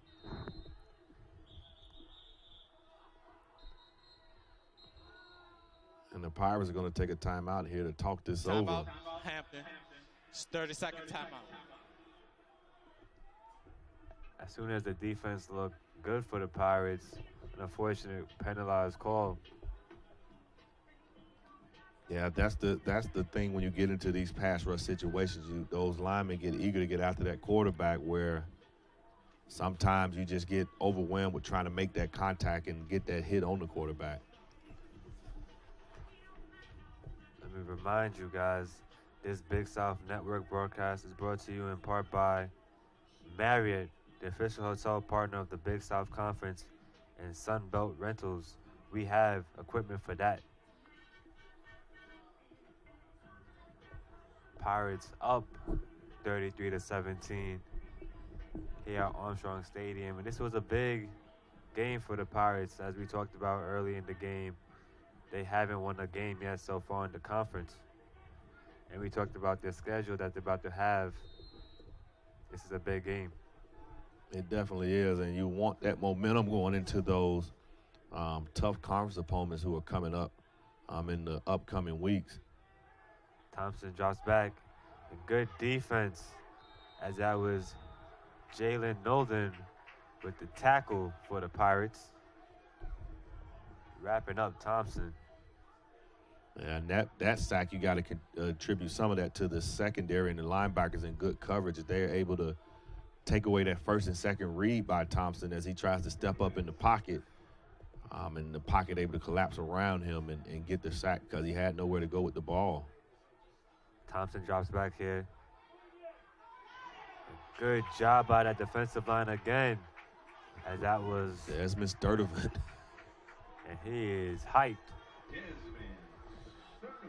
And you can tell that Thompson had nobody to throw down the field. Great job by that secondary and that linebacking core. Well, that was a slow developing play there as they were waiting on Pearson to kind of run a corner go. And it took so long to develop that Thompson had to hold the ball in order to get there. And that pressure from those defensive linemen, like we talked about in these situations, defensive linemen love it because they know they don't have to worry about the run. They can pin their ears back and go. And they bring the pressure again, but Thompson throws the ball away. Now, he might have still been in the pocket, so that's going to be interesting to see what the officials rule here. They're looking to see if someone was in the area.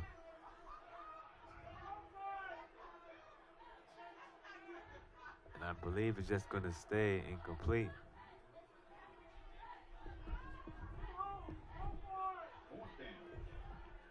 But you like that. You like to see that from the officials when they come together and they have those conversations to make sure they make the right call. And I thought it was the right call. He was throwing it away, but you had a receiver who broke back to the ball and put himself in position to say he was close enough. And that was a great stop for the Pirates. And a block off the punt. Pick number 96, rumbling, stumbling, bumbling into the end zone. And that was Thompson with the block. Monty Jenkins on the scoop and score. Great job by the Pirates special team. Depending on which side of the field you're sitting, that's always the worst or best sound you ever hear, that double thud.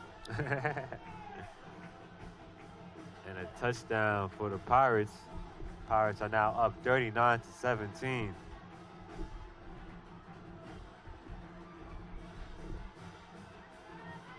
And they've been kind of setting it up all game as Presbyterian has had some struggles early with the punting, some bobbles of the punts and different things.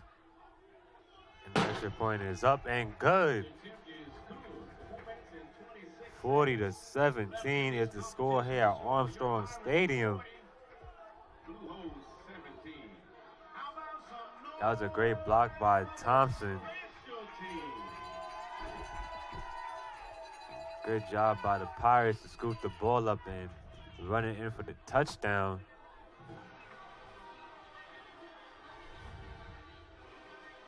And the Pirates have found a way again. They've been averaging 36.1 points a game. They found a way to keep that score going, to get to that benchmark. And it didn't look good early as the Blue Hose were really defensively. They kind of figured out the Pirates early. That second quarter, you saw Pirates kind of find a little way to put some points on the board. We come back from halftime, and the Blue Hose again, they get going again and kind of close the gap. Made it a 3-point game, and to hear the Pirates with 20 unanswered, they kind of almost submit this game and put it away. And we're going to have the kick on its way.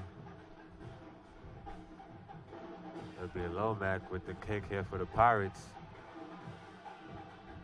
This time he boots down the field.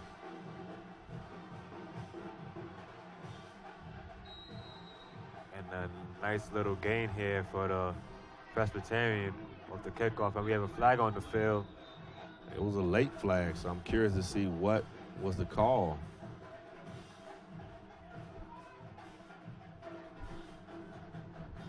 Maybe some type of holding, as the officials are pointing back towards the Presbyterian side.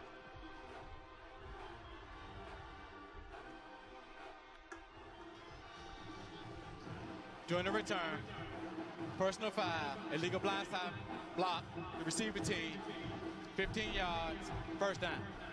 We got a personal foul on Presbyterian. Number 42. On number 42, that's Murray. Yeah, illegal block in the back there.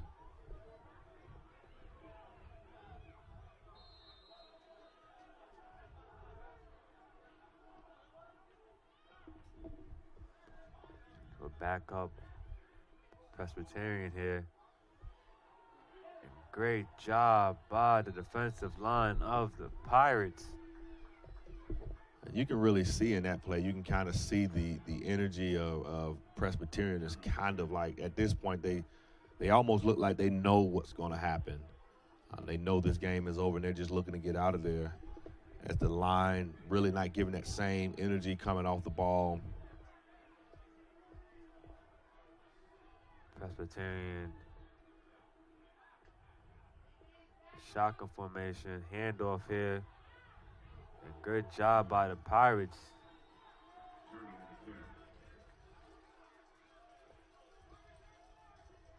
Just a little bit over 3 minutes and 30 seconds here in this game. Pirates up 40-17.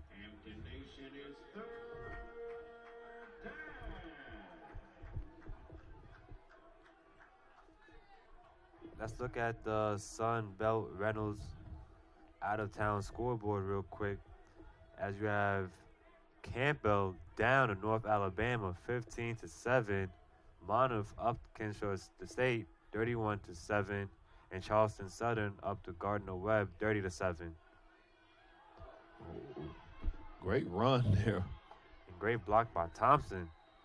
Jaden Turner on the big run there, able to make a couple guys miss with some fancy footwork. Brought it back against the grain and able to pick up the first down.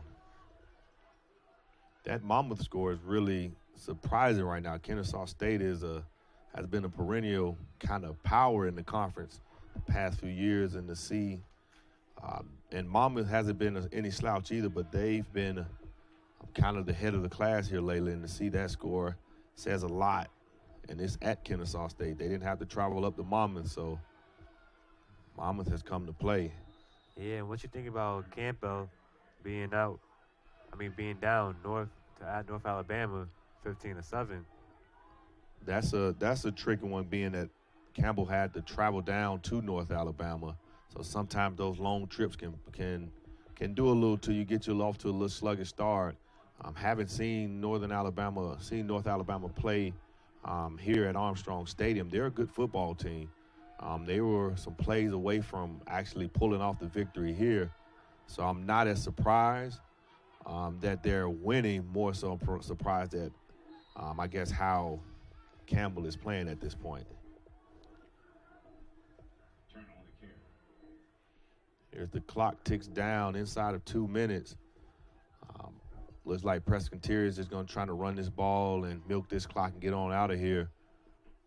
Pirates look like they're not going to put up a fight for it, as the Pirates have subbed in some of their backups, and so has Presbyterian. And Presbyterian will play Gardner-Webb next on the 9th at 1 p.m. And Hampton will play Charleston Southern on November 9th at 6 p.m.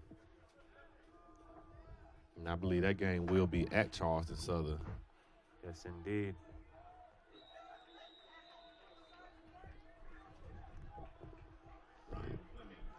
Under a minute here remaining in this one.